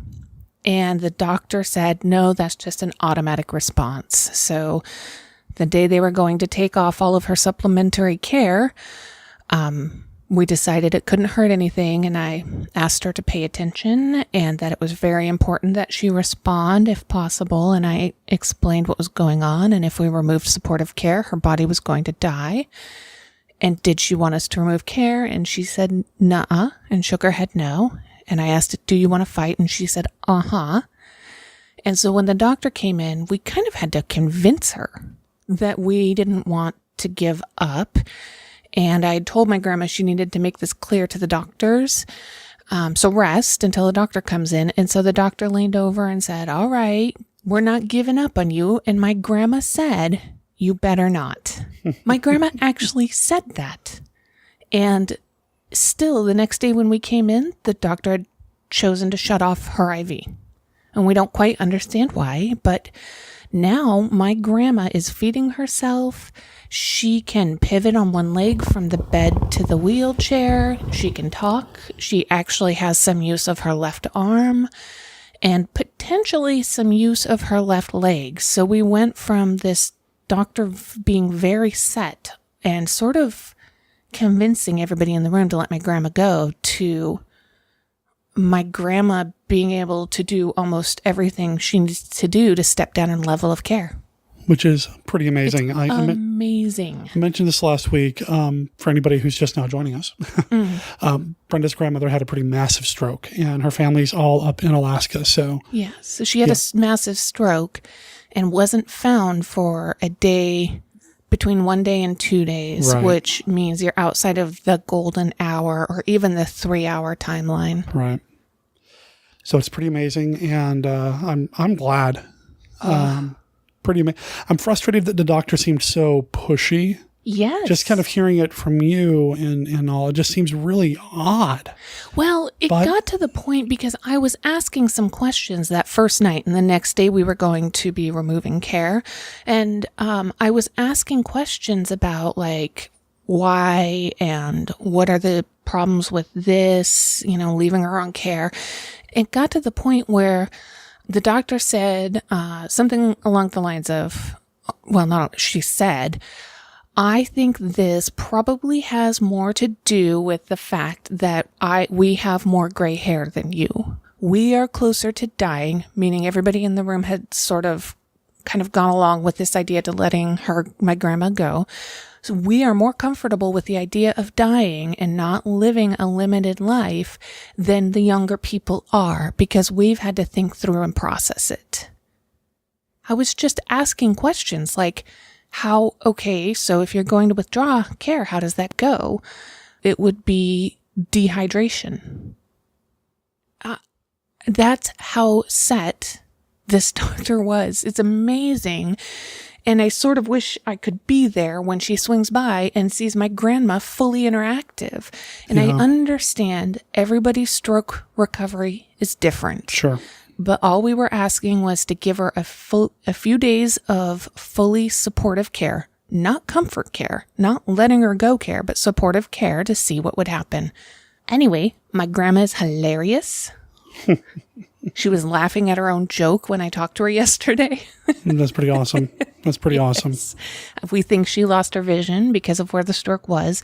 But the odd thing is that if she doesn't think about it or process, she can say things like, "My mom held an orange sheet to the left of her," and she actually turned her head towards it. And my mom asked what she saw, and she said something orange. But if you hold it in front of her and she doesn't have just an automatic response, it doesn't quite get there. There's some sort of like her eyes are seeing, but things are not in the processing. It's not happening. So Interesting. We've been pushing hard because there are some vision things they can do that are pretty strenuous, but can expand her vision and cause her brain to rewire the communication issues. Okay. But there just doesn't seem to be a lot of motivation to make those things happen. Maybe it's just because it's a small hospital. Yeah. I mean, this hospital is not even accredited. What? They're not accredited with anything that you would recognize because they don't have to be. They're the one game in town. No, Your okay, only other okay, that option makes is sense. to life flight out of there. And she had the stroke so long ago, it wasn't Right. What are you going going to to do? change the outcome. Yeah. Yeah. So, fortunately, we have a strong family of argumentative people. I had a lot of people kind of reach out to me and just wanted to see how things were going and wanted to make sure that they knew that they were thinking about you and that sort of thing. So, that's so people on the nice. show, and you had the audacity to call last week while I was recording. So, yeah, I told everybody you said hi. Yeah, it was tough on my body. I got sick, of course. It just seems guaranteed to happen because of my suppressed immune system. And I lost 5 pounds in 4 days because there isn't a lot of accommodation in Juneau for dietary needs if they are different than the norm. I lived on Starbucks. Healthy. Coffee. All right. Total side note. Sorry. That's okay. No, I asked. So I kind of felt bad. I was like, why don't we just do an email? We didn't even do a catch up or anything. So now can we do an email? What do you think? How are you? I'm fine. Was it horrible while I was gone? Miserable. Yeah, you just wasted away. I wasted away. I lost 4 pounds as well. 5 pounds in 4 days. Yeah, or 5 or whatever. Yeah. No, I just watched monster movies in the living room wondering what you would think of them if you were watching them with me. Aw. It was hard taking care of all the cats all at once. I feel bad.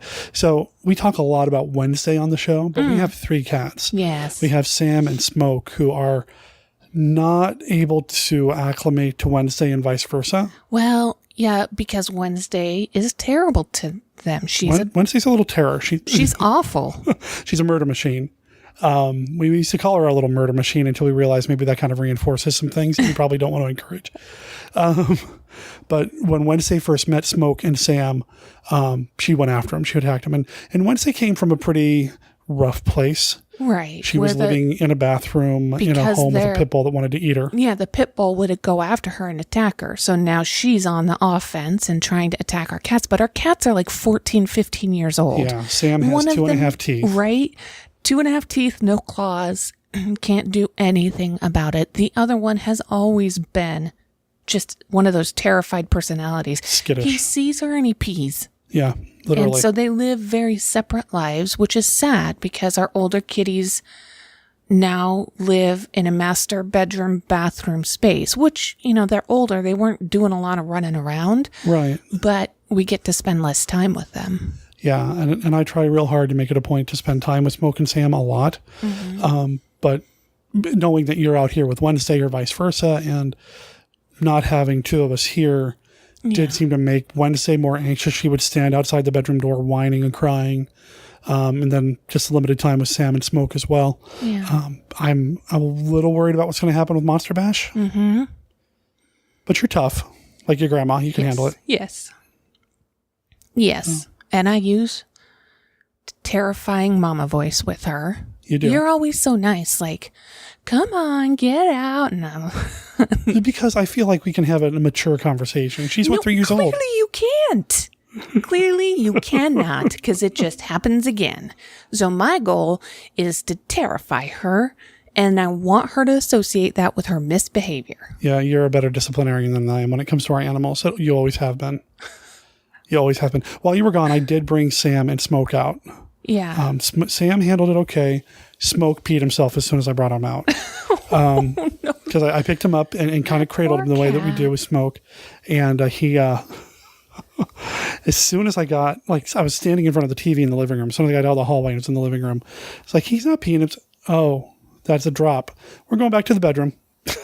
Did he just pee the whole way? No, I think I caught him specifically after he used the litter box. Like I waited. I watched. So there wasn't much to let go. In the tank. There wasn't much in the tank. That poor cat. It just makes me sad because, the TV's out here. We have quiet hours where we live, so we're not watching TV back there. Yeah. If any listeners have any amazing suggestions for getting cats to get along, we would love to hear them. We have tried the fill-away stuff, the stuff you plug into the wall. The multiple cat. Wednesday doesn't respond to catnip, so kind of doping her doesn't really work, although Silvervine does seem to work on her. Silvervine works, but it doesn't last very long. Doping cats, their reactions can be playful aggression. And so to me, that doesn't seem like a wise approach. You went to the vet with her while I was gone, and I bet you didn't ask about controlling aggression. Nope, I didn't at all. And she's fine, by the way, at the vet. Maybe a little heavy, but Oh yeah, that's right. That's her big bottom because she jumps. I wonder if there's little booties we can force on her that she won't be able to get off. And then all she would have is teeth. I was talking about her weight, and you started talking about booty. No, like booties we could put on her. Then she would only have teeth. Maybe it would make her feel like she's at a disadvantage. I don't know. We are so off track. We are. But I'm glad we did this because I love having you on the show and just kind of having us time, which people comment on in an email. Maybe not the one that's up next, but there will be a comment about it. Okay. So. Segue. Hi, Derek. Hi. I just watched your YouTube video on your favorite vampire/zombie/werewolf/monster/haunted house/anthology films. It got me thinking about what mine might be, and I decided to share my results with you. I cheated a little and chose a classic and modern film for each category. For vampire film, my favorite classic would be The Last Man on Earth. You gotta love Vincent Price. Mm-hmm. My favorite modern film might be 30 Days of Night. I like the absolute savagery of the vampires in that one. Speaking of going up to Alaska. For zombie films, I would have to agree with you for my favorite classic zombie film, White Zombie. I think I like Lugosi's performance here more than in Dracula. For my favorite modern zombie film, it's a tough choice between Shaun of the Dead and Train to Busan. Busan. Mm-hmm. I might have to go with Shaun of the Dead. Okay, my favorite werewolf films are an easier choice. It's my favorite subgenre of horror film. For the classic, I have to agree with you again and go with The Wolfman. Not only do you get a tragic figure of Talbot.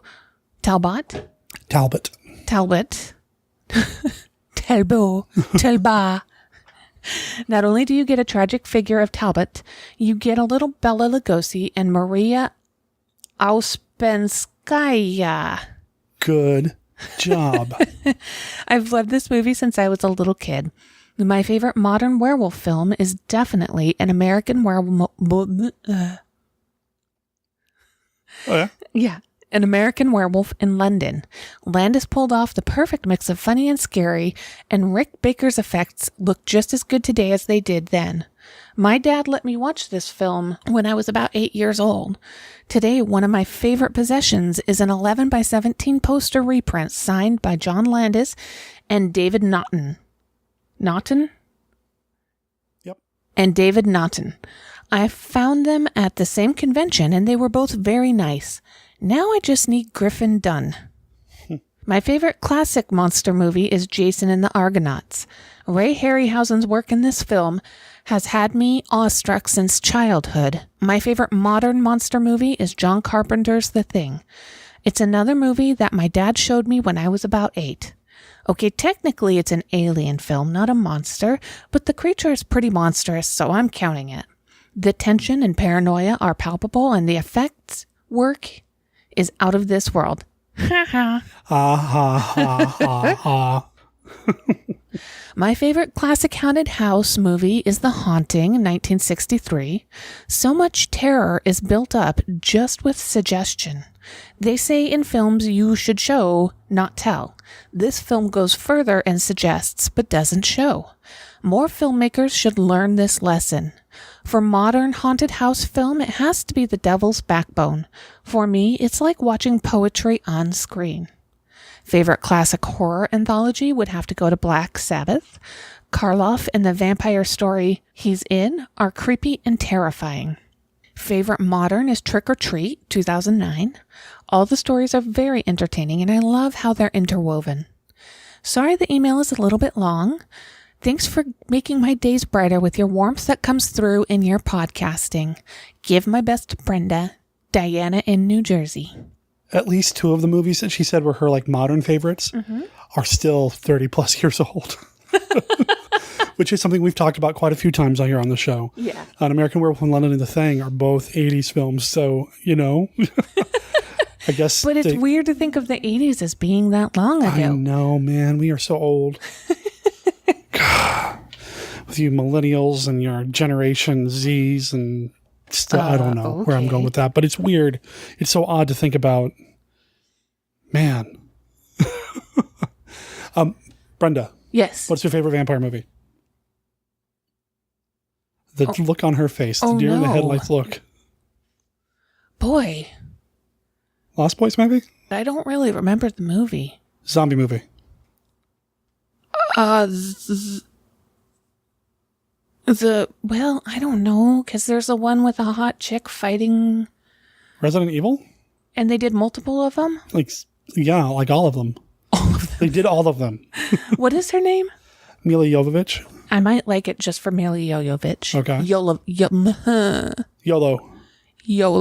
Mila YOLO. And the older one where they're all locked in that tower where they're trying to maintain the old lifestyle. It's a Night of the Living Dead or... Well, Night of the Living Dead is a cabin. Are you talking about a mall? Maybe, no. It was one in the series where they only... Oh, Land of the Dead. Yeah, sure. Yeah, okay. I liked that one. Okay. And kind of what it was trying to represent. Okay. I don't know. Why are we doing this? I can't ever remember names of films and names of actors. Werewolf film. You, when you get out of bed in the morning? Fair enough. Monster movie. I can't think on the spot like this. Haunted house movie. When this place when we decided the freezer and the dryer were haunted. Anthology film.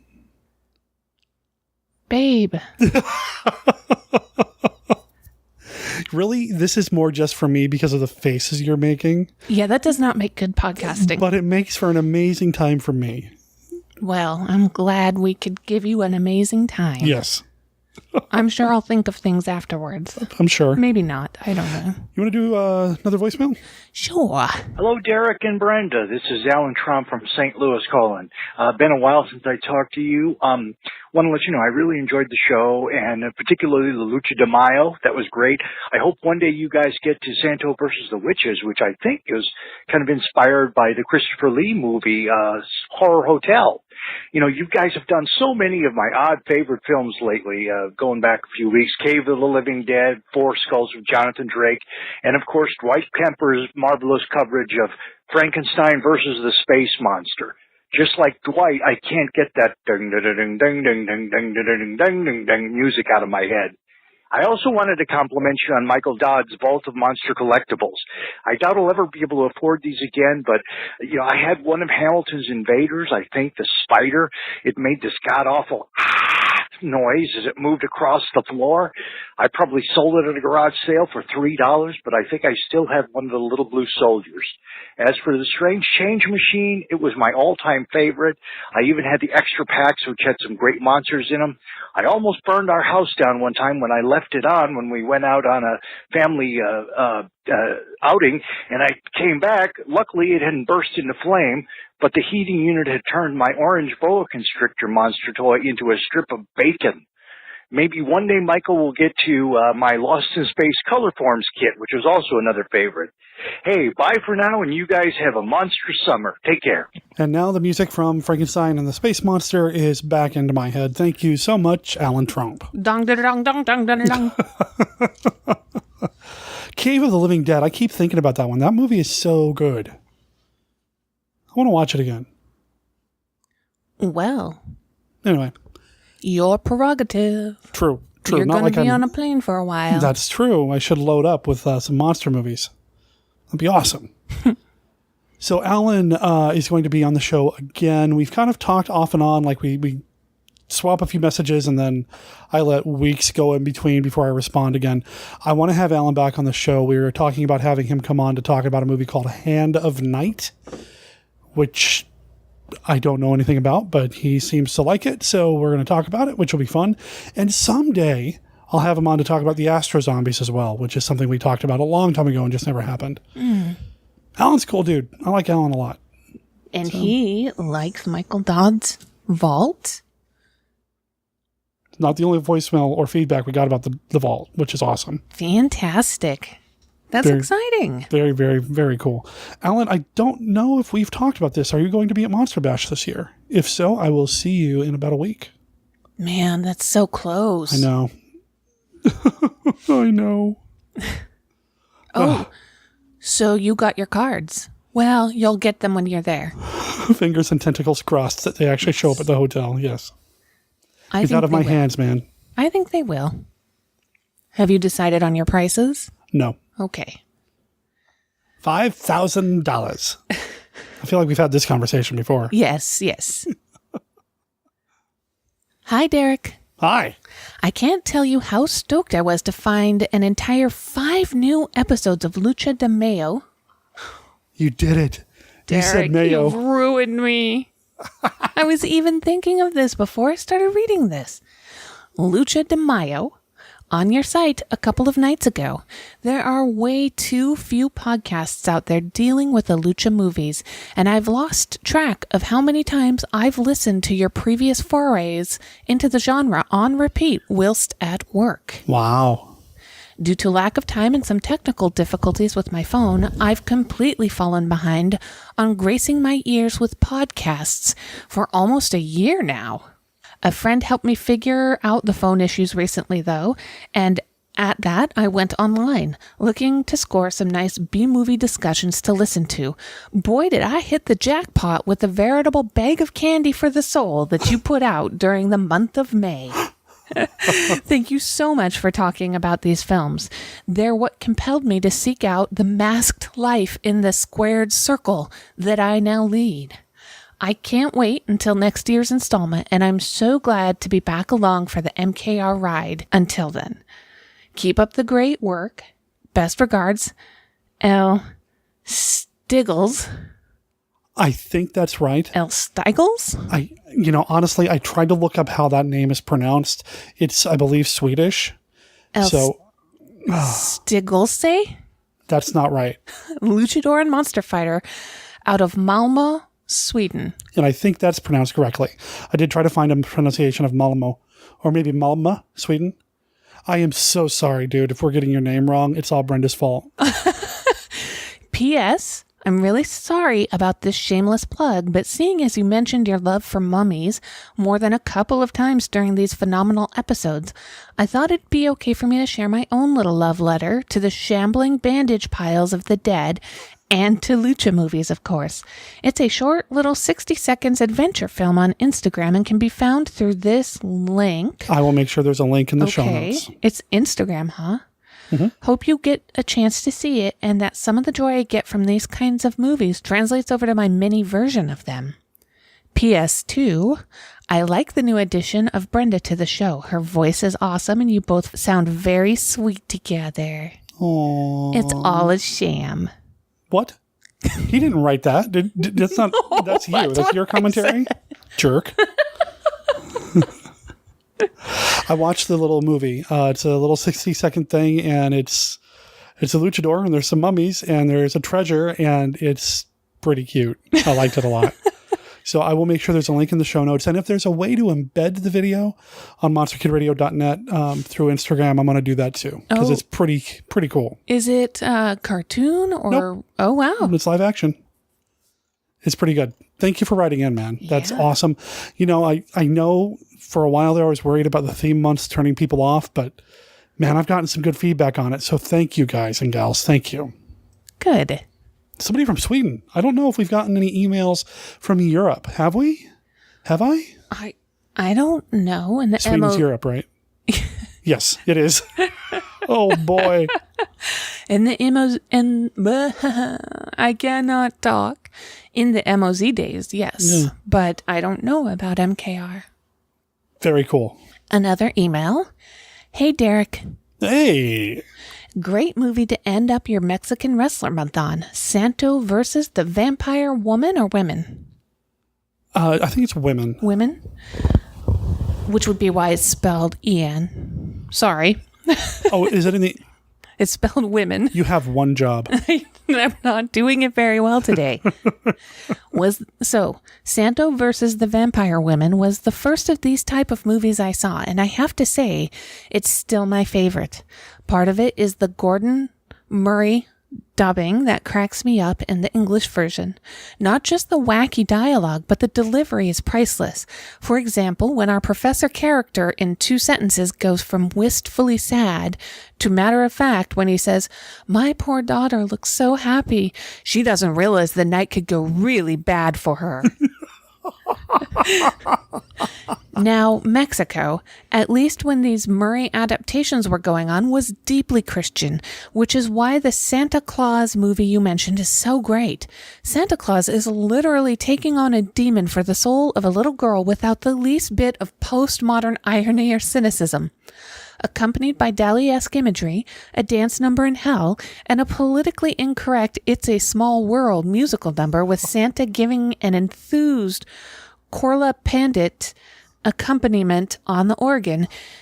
Is it any wonder a friend of mine looked up from our conversation while I had this playing in the background and asked me with all sincerity, "Is this a real movie?" The same religious sincerity is also the unintentional setup for one of whoever dubbed Santo's best deliveries. Once again, our friend the professor holds forth with ponderous delivery along the lines of, "As you know, these are the end times prophesied of by the Bible." Santo, yes, nuclear energy. I've never heard a more deadpan non sequitur in my life. Guess I can clear some shelf space where my commentaries on the Book of Revelation are now. Thanks for clearing up all those thorny eschatological debates that have perplexed theologians in 2 words, Santo. Besides mastering wrestling and time travel, did you earn a doctorate degree in New Testament studies in your spare time? I guess that's why they call this guy the Saint. I also have to wonder if anybody doing the dubbing was actually looking at the movie. The professor's daughter has that birthmark that pinpoints her as a future vampire queen. It is a perfect bat. For a birthmark, it makes a great tattoo. It is such a perfect bat. The professor tries to dismiss it by saying, "Lots of people have odd birthmarks." That doesn't comfort his daughter, who is frantic. This means she will indeed become the vampire queen. So frantic that instead of saying, "That explains this bat on my arm," she says, "That explains this vampire on my arm." At this point, I'd have to capitulate and say, "You know, my daughter, you're having an entire vampire on your arm since birth has always kind of been the elephant in the room, hasn't it? Doesn't he get in your way when you're reaching for something? Have you ever considered having that thing removed? And by the way, did you know the night could go really bad for you?" Later, when the unmasked werewolf wrestler turns into a bat and flaps his little wings out of there, one of the cops says, "Yeah, he must have been a vampire because he turned into a vampire and flew away." Well, you can't fault him for inconsistency. I discovered this movie back in the 80s when Commander USA's Groovy Movies was airing it. Samson versus the Vampire Women inspired a comic strip I used to write for my university paper. My artist collaborator, Tom Gerganis, and I co-created our own wrestling hero, El Espectro, who, in his first adventure, smashed a demonic piñata made by some unwitting soul from paper mache from the original manuscript of the Necronomicon. Holy crap. That's amazing. Oh my. What piñata shape was it? I don't care. Oh my gosh. That's okay. Genius. Instead of treats and toys, the piñata gushed the guts and bones of orphanage children who had been disappearing Maybe next time you should try having the kids hang out their stockings, Ella Spectra quipped to Padre Goldstein.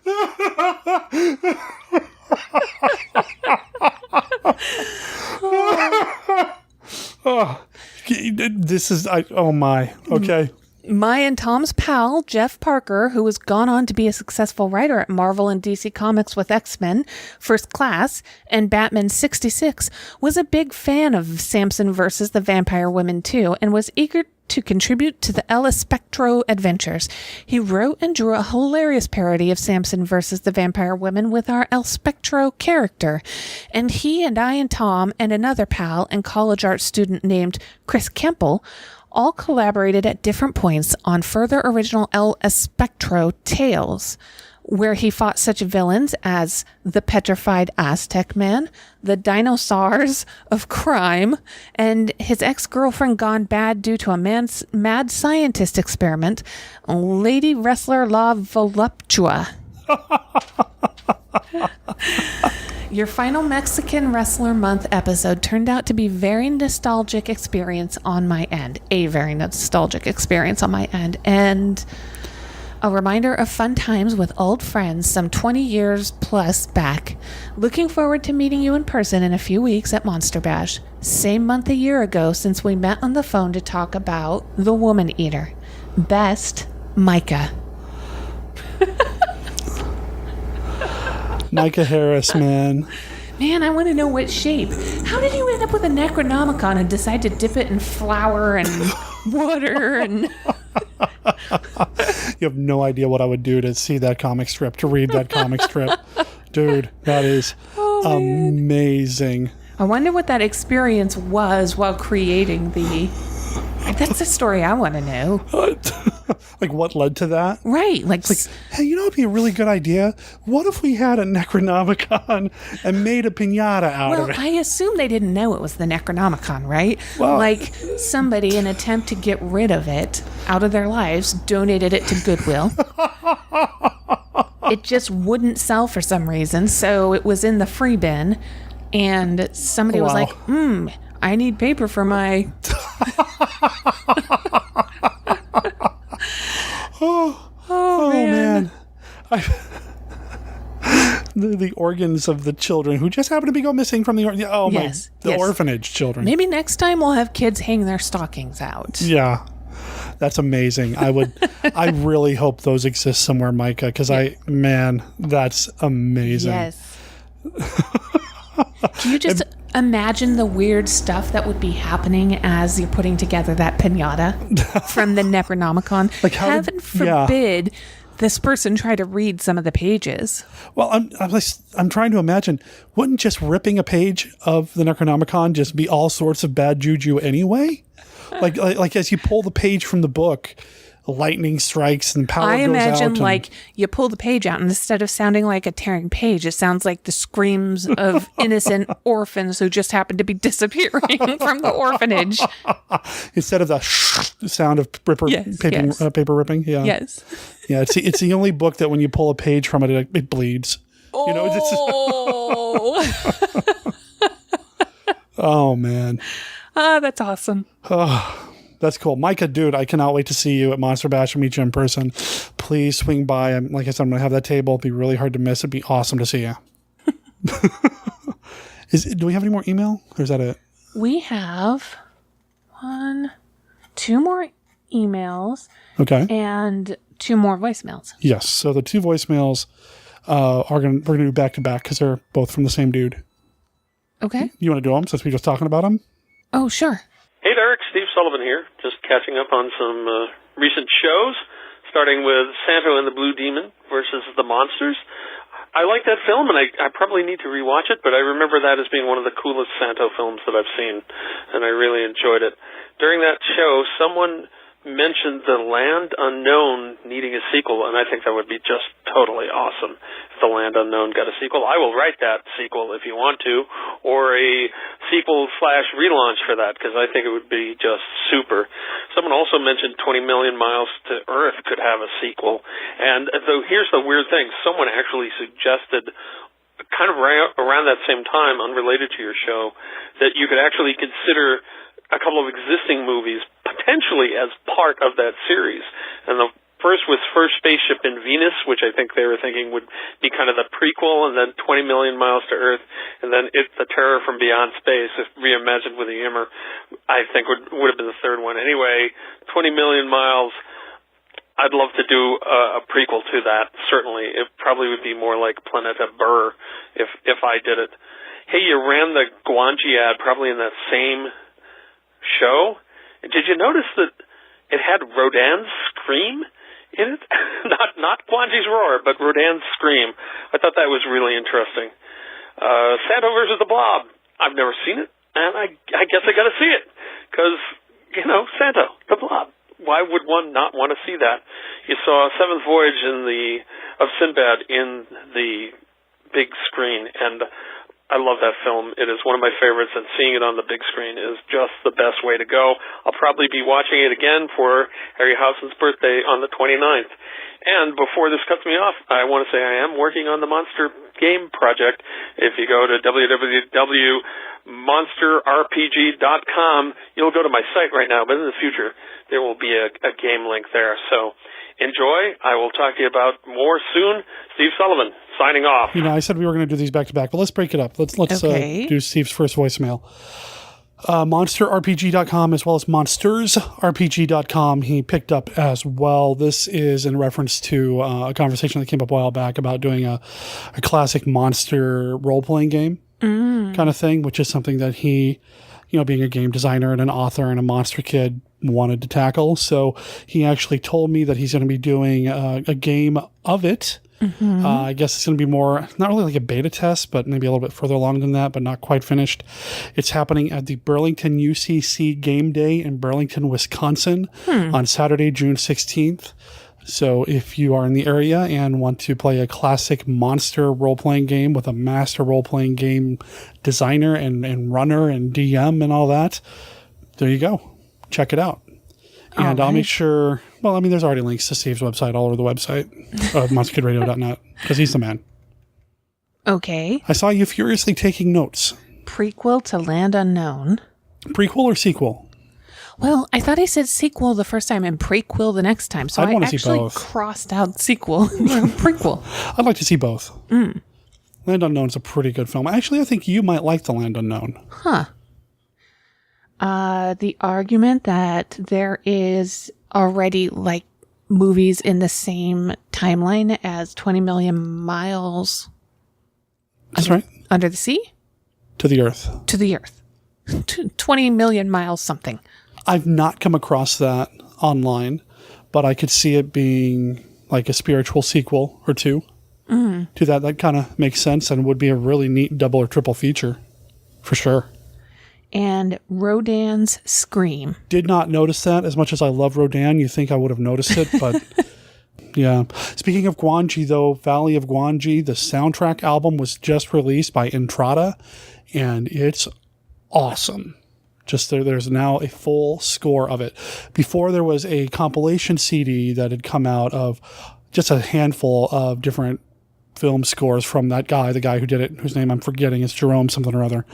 Just a handful of his different movies. So you had a little bit of Guanji in there, but now there's a dedicated full album to the score of the Valley of Guanji, and I can give you a sneak peek right now, holiday gift guide. It's amazing. Okay. Hey Derek, Steve Sullivan catching up again with more shows of Monster Kid Radio. Samson versus the Vampire Women. I have this on DVD, but it won't play.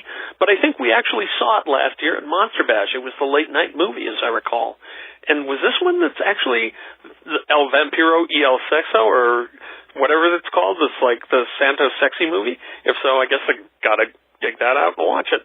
So I should probably do that anyway. Vince Bertolo sent it to me before he passed. So anyway, it was a fun movie, and I look forward to seeing it again. The Strange Change Machine, every one of these toys you mentioned I've had when I was a little kid, I think, so far. The Strange Change was another one. The fact that you could crush these plastic creatures down into something that was about a quarter-inch high and maybe an inch to an inch and a half square, and then reheat them, and they would regain their original shape. That was pretty amazing. I don't know how long that would have gone on because I think I grew up before it wore off, but it was a very cool thing. I don't think I had the extras, but I had the basic machine for sure, so that was fun. It's always good to hear about toys that I loved and used to have when I was a child. Speaking of love, I love your YouTube videos. I think they're just awesome, and you should do more of them, and I enjoyed your favorite monsters, and maybe someday I'll do that list as myself. On to the Mysterians, which I need to rewatch. I like the kind of Kaiju Mogera monster / machine in it. That's fun, and I probably need to rewatch that and maybe Battle in Space right after, so I could see that the kind of sequelitis between the two of them. I always thought that was pretty close. I forgot to mention this last time, but I may actually be playtesting the Classic Monster RPG this weekend, which would be June 16th here in Burlington, Wisconsin. If somehow this gets on the radio before then, people can check out Burlington Game Day on Facebook and find me and maybe come play test. And again, you can reach me at sdsullivan.com and soon at monsterrpg.com and also at cushinghorrors.com if you want to read cool stuff. Go ahead. Ciao. I didn't listen to that voicemail before sending it to you to listen to, so I didn't realize he was going to mention the game day thing. But there you go. He sent me a message about it. So yes. And speaking of spiritual sequels, Battle in Space, following up the Mysterians, I'm going to have Byron Kraft back on the show down the line to talk about Battle in Space. That's already in the works. Going to try to record with him later this summer as well. So hopefully that'll happen sooner rather than later. And I need to see Battle in Space, especially since I really liked the Mysterians. I mean, it was all really, really good. Mm. What else did he say? Anything else? Santo sexy movie is what I wrote down. Okay. So yes, Steve. In fact, that is Samson versus a Vampire Woman, and it's... I don't think you know the deal here. Were you? You weren't part of this conversation, Brent. So Santo was like for all ages, right? He wanted to make sure kids can see his movies and that sort of thing. The thing is that after making Santo and the Vampire Women, they went back in to shoot some scenes with some naked ladies. Oh. With some topless women and Dracula. Okay. And I'm sorry, it's not the Vampire Women, it's the Dracula, Treasure of Dracula. I apologize, mixed them up. Anyway, Santo was not happy. This did not get shown until several years later when Del Toro found it and played it in a film festival. And Santo's kids were not, or child was not happy with that idea. Oh. But it has made its way out into the public now. Santo himself has no dealings with any of the topless women, but there you go. The weird thing about it is that version of the film is in color, but the regular version of Santo and the Treasure of Dracula is not. That's in black and white. It's really odd. At least every version I've seen of it. Now, of course, I don't bother watching the color version because I don't need to see a bunch of topless women and stuff. I mean, I get it. I don't know. Okay. Hi, Derek and Brenda. Hi. Hello. Yeah. As a guy in his mid-20s, I thought I might throw my hat into the ring regarding the question of what makes a monster kid, and I'd specifically like to address the idea that younger people have a harder time finding classic monster movies.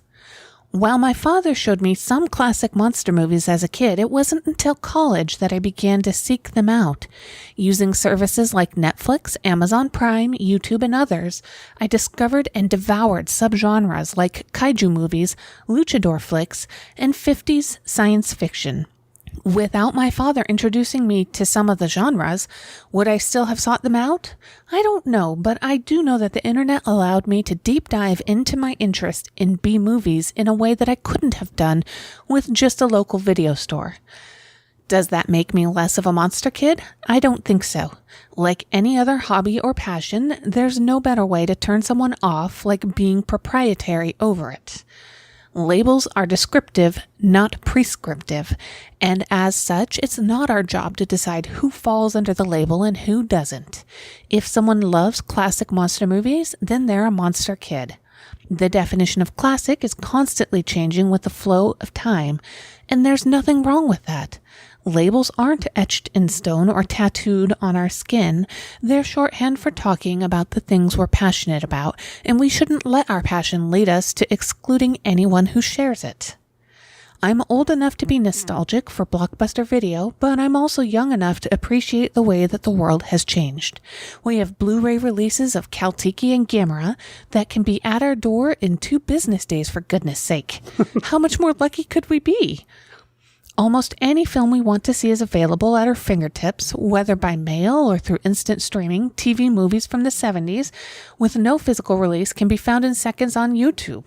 Amazon Prime has Dario Argento films, and with subs and dubs. A whole new generation is walking through a virtual video store and chasing their whimsy. Maybe today someone is streaming a Godzilla movie for the first time because their favorite YouTuber recommended it, or watching random episodes of Twilight Zone because the episode thumbnails really grabbed them. Who cares how people find these movies? It only matters that they do, and they will, because good movies stand the test of time. Hope this didn't step on any toes or come across as too preachy. And thank you / sorry to Brenda for the wordiness of this email. Thanks for keeping the faith, Derek. Can't wait to see what you have coming up. Self-identified monster kid, Jonathan Inbody. Well, that's awesome. I like how he put some of that, and it really wasn't that wordy. Yeah, I mean, I think the search for particular movies today is different than it was in the video store days, and certainly before the video store days, for sure. I mean, there are places you have to go to now. Well, this episode in particular had John LeMay on talking about quote-unquote Lost Tokusatsu films or Japanese special effects movies, and he mentioned a couple. Tidal Wave, for example, I would love to see, but how am I getting my hands on that? I have no idea, but it's out there somewhere. I played a trailer for it on the show earlier. If you don't want to see a 1970s Japanese disaster movie with Lorne Greene cut into it, I don't want to know you. I'm just saying. But are you saying that because it has to be sought out and maybe not successfully, that person is less of a monster kid than somebody who might have come across it on TV in their youth? No. I'm just saying that the evolution of the chase for these movies has changed, but it doesn't make the chase any less valid. Right. It's just different. So I totally get that, and I totally, yes. I'm on board there. I did respectfully disagree with Dominique when she wrote in and said, she's not a monster kid, she didn't grow up in that era, that sort of thing. But, I don't know. I think she's a monster kid. I mean, that's what I would call her if I had to pick her out of a lineup. Right, and maybe over the years that will change. Yeah. What that means might change a little bit. Yes, I like the idea of labels being descriptive, not prescriptive. That's a really cool phrase. But I feel like often in the world of niche interests, there are people who find them to be prescriptive instead of descriptive. Like, you're less of a fan because of this. Boy. Or you aren't this, because there's a desired exclusivity that makes somebody feel better when they're in and somebody else is out. Yeah, and I know this is not what we're talking about, but we're in that era now where quote unquote true fans chase the actress of the last Star Wars movie off social media because they're so horrible to her. That if you liked The Last Jedi, you're not a true Star Wars fan, or if you didn't like this movie, you're not a true Star Trek fan, or whatever. And I find that just so, I don't know. So what if somebody said to you, if you liked the 3 Star Wars movies that came out, the last, 10, 15 years, you're not a true Star Wars fan? Because I remember that used to be something you felt very strongly about. Right. Well, and I've been on a journey too. Yes. I mean, we've talked. If you like Jar Jar Binks, you're not a Star Wars fan. Well, that's a problem though. No, seriously though, I mean, who am I to define your fandom? Really, I mean, I don't know if it's the same, but it's kind of the issue that I have with remakes, how it kind of dilutes the shared pop culture a little bit. But I feel like the opposite, I don't know what I'm getting at actually, but there's like the opposite side of that, where if you only can like certain things to be a true fan, and it's frustrating, and I don't get it. I don't understand going online and being so savagely cruel to a professional who was hired to do a job in something that you love. Just being so mean. I don't get it. I didn't see what was said. Okay. I just know that she got off of social media because of the stuff that was being done. Yeah. But that's more, I feel like, about anonymity, trolling. But The Last Jedi was very divisive in terms of the Star Wars fan base, and there's been a lot of arguments and or complaints made about it. And, I see that too. Like, I see people to bring it back to MKR stuff. Well, if you like Universal movies, you can't like Hammer films. Oh. Or, the Hammer films are bad, or great, or so much better. The Universal movies are so stupid. I've seen that back and forth in some places too. And, well, it might be fun to have a fun little debate. In fact, I think I even have a question in the Classic 5. What do you prefer, Universal or Hammer? Mm-hmm. I don't think it's fair to say what's best, and if you like this, you can't like that, and vice versa. One of the things that I love doing here on MKR is just kind of celebrating it all, Okay. So yeah, the only label I want is Monster Kid. Okay. I'm all over the place on this. That's okay. Jonathan Embody is the man who brought Santo versus the Blob to my attention, by the way. So that man is practically a saint. This email is going to be a little difficult. Why? Hi, Brenda and Derek. Hi. Hello. I loved Lucha de Mayo. You did it again. You've ruined me forever. Lucha de Mayo. I loved Lucha de Mayo and look forward to next year's lineup. Brenda, I apologize for all of the Spanish in this email, but I couldn't help it. In episode 371, you mentioned that you wonder what the rights issues are for these films and if any original elements exist.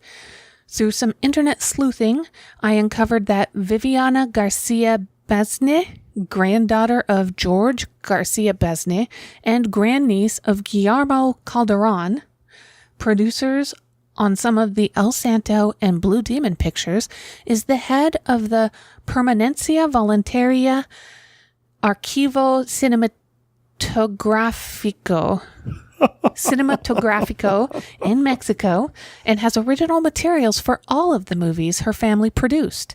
To cap it off, they've been doing festival screenings of a restored version of Santo contra Cerebro del Mal.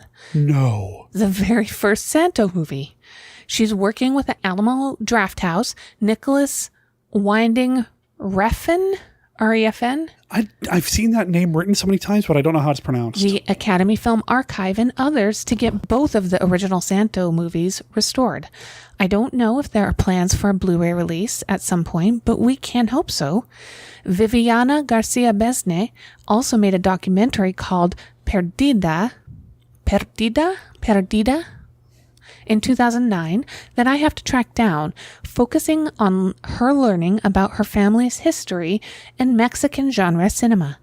As for the rights to the movies, I've heard from previous guest Keith J. Rainville elsewhere that Santo's family has rights pertaining to him, so it may be a mix between the producers of the films as well as the families of the wrestlers. Another thing I wanted to let you know about is a great YouTube series called Mexican Vampire Cinema, A Brief History by DWilt55. It's a 7-video series covering everything about vampires in Mexican cinema, and it's a real treat to watch. It's jam-packed with information, clips, and posters on a cornucopia of movies that will have you scouring the IMDb and Amazon. As I was looking up the video to get the correct title, I discovered that DeWilt55 also made a 4-video series called Mummies a la Mexicana. So I have some watching to do myself. If I may recommend a movie for the next Lucha de Mayo, I throw into the ring Las Mujeres Panteras. It's got luchadoras, a luchador, a panther cult, a panther woman, and some great set pieces. Highly recommended.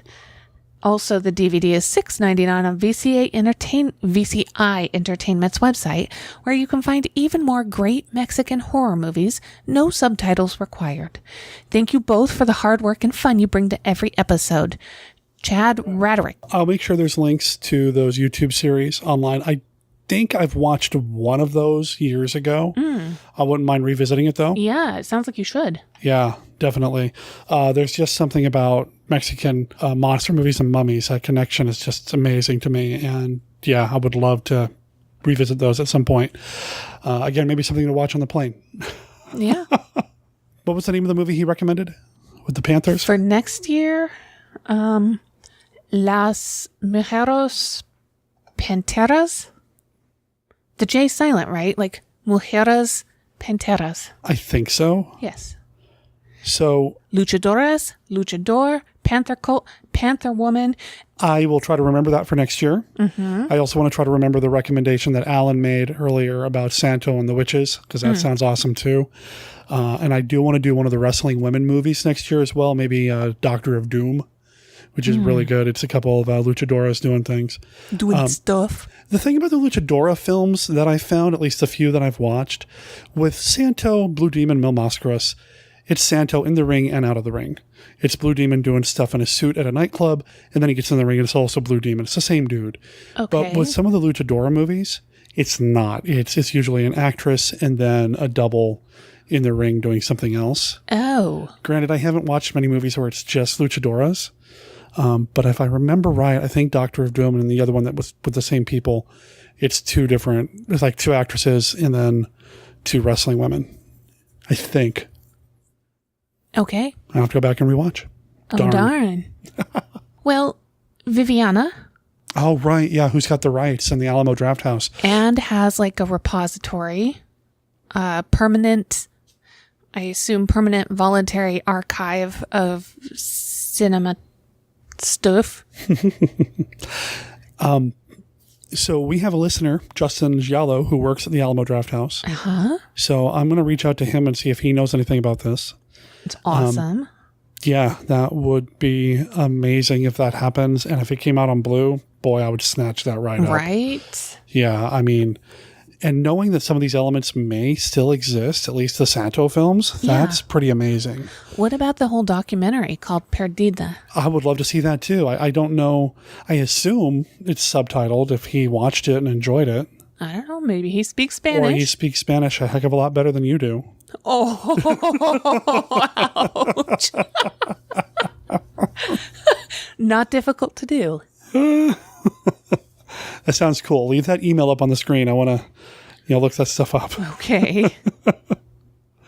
Well, I think that's it, right? That's the end of it. So this was an epic feedback discussion, catching up for what was missed last week or so. Right. And there's not going to be any feedback next week because next week is nothing but the Rally Awards, the nominations for this year's picks for the best in genre films for 1934, 44, and 54. We're going to talk about that here in a little bit. But so no feedback next week. And then the week after that is probably Monster Bash coverage. So maybe no feedback then too, but we'll see how we're doing. Well, it'll be difficult because you're going to get back at some point and not have a lot of time. I like how you're going to get back at some point. If you're lucky, I will. Someday. If you'll Be lucky. home. Right. So you'll be back and not a lot of time to put a show together. Yeah, so I'd go dive right back into the day job. Like so no maybe break. 2 weeks before we do feedback? Do a section like this? Potentially, yes. Yes. Now, that being said, doesn't mean you can't send anything in. Please feel free to write in or call in, and we'll just start building them up and just do a massive feedback section like we did this time. Yes. How do you feel? Caught up. Anxious to read the Vault of Monster Collectibles for you. Anxious to vacuum before it gets too late. We have some chores to do around here. You still have one more segment to record, which is actually earlier in this episode. And then you've got all this to edit. Sure. Lots of editing to do. If by editing you mean playing a video game on the couch. While I edit, yeah. To recover from this terribly hard work. Thank you so much for doing this, hon. Of course. Thanks for having me. I love you. Oh, I love you too. And then we'll end.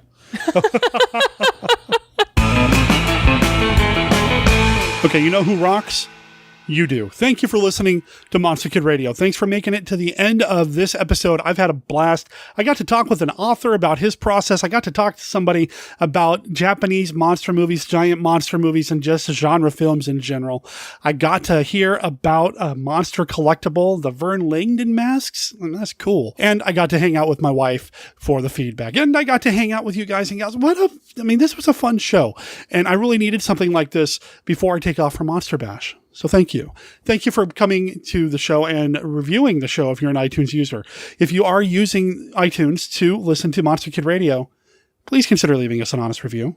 If you're a Facebook user, please consider dropping us a like and joining the Facebook group. Of course, there are links to our Facebook presence as well as everything else we've got going on here on Monster Kid Radio over at monsterkidradio.net. You can also find our contact information over there.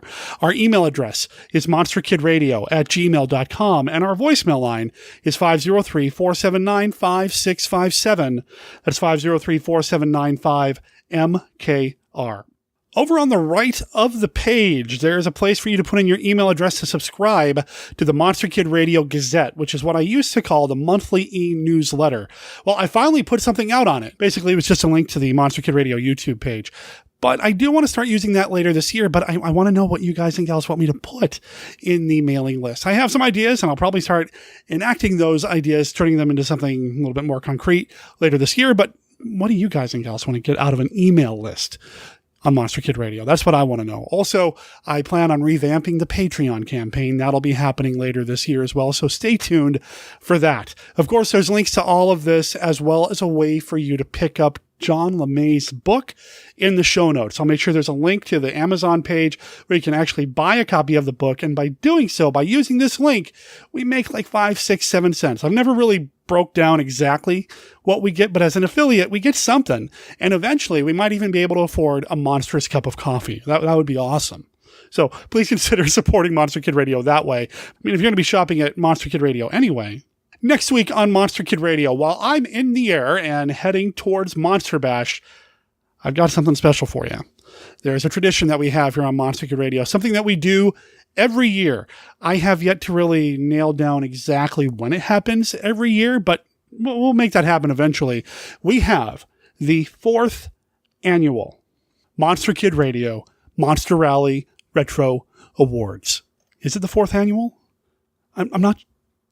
Yeah, I think it is, because we are covering in those retro awards the best in genre cinema from 1934, 44, and 54. That ballot goes live next week. I've got everything kind of scheduled to happen while I'm in the air, so don't have to worry about it. I'm going to set it, forget it, and it'll hit your feeds next week, and you're going to hear me and the man who is traditionally part of the rallies every time on Monster Kid Radio, and that is my man, Stephen D. Sullivan. Steve Sullivan, an incredible author and one of the guys who helped me make the rallies what they are, is going to be joining me to announce the ballot and make a few other announcements along the way as well. So that's happening next week. Come back for that. The week after that, probably some Monster Bash coverage. The week after that, well, who knows? But if you follow along at monsterkidradio.net, I'll try to post something that lets you know what you can expect on this podcast. Again, thank you for listening. I'd like to sign off by saying Monster Kid Radio is a registered service mark of Monster Kid Radio LLC. All original content of Monster Kid Radio by Monster Kid Radio LLC is licensed under a Creative Commons Attribution, Non-Commercial, No Derivatives, 3.0 unported license. Of course, that doesn't apply to the song A Cosmic Nemesis.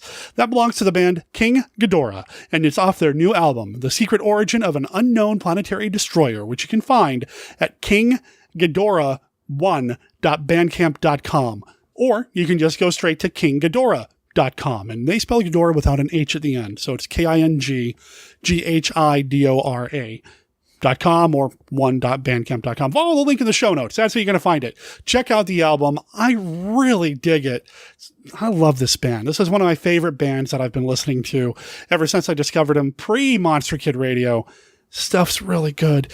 And if you're in Oregon, on July 6th, they're going to be playing at the world-famous Kenton Club in Portland, Oregon. And on July 19th, they're going to be playing at the Shift Festival 2018, brought to you by Tectonic, in Grass Valley, Oregon. Thanks again to the band for letting me play their music here on the show. I hope you guys and gals dig it. I can't wait to have you back here next week. My name is Derek M. Cook. Ciao.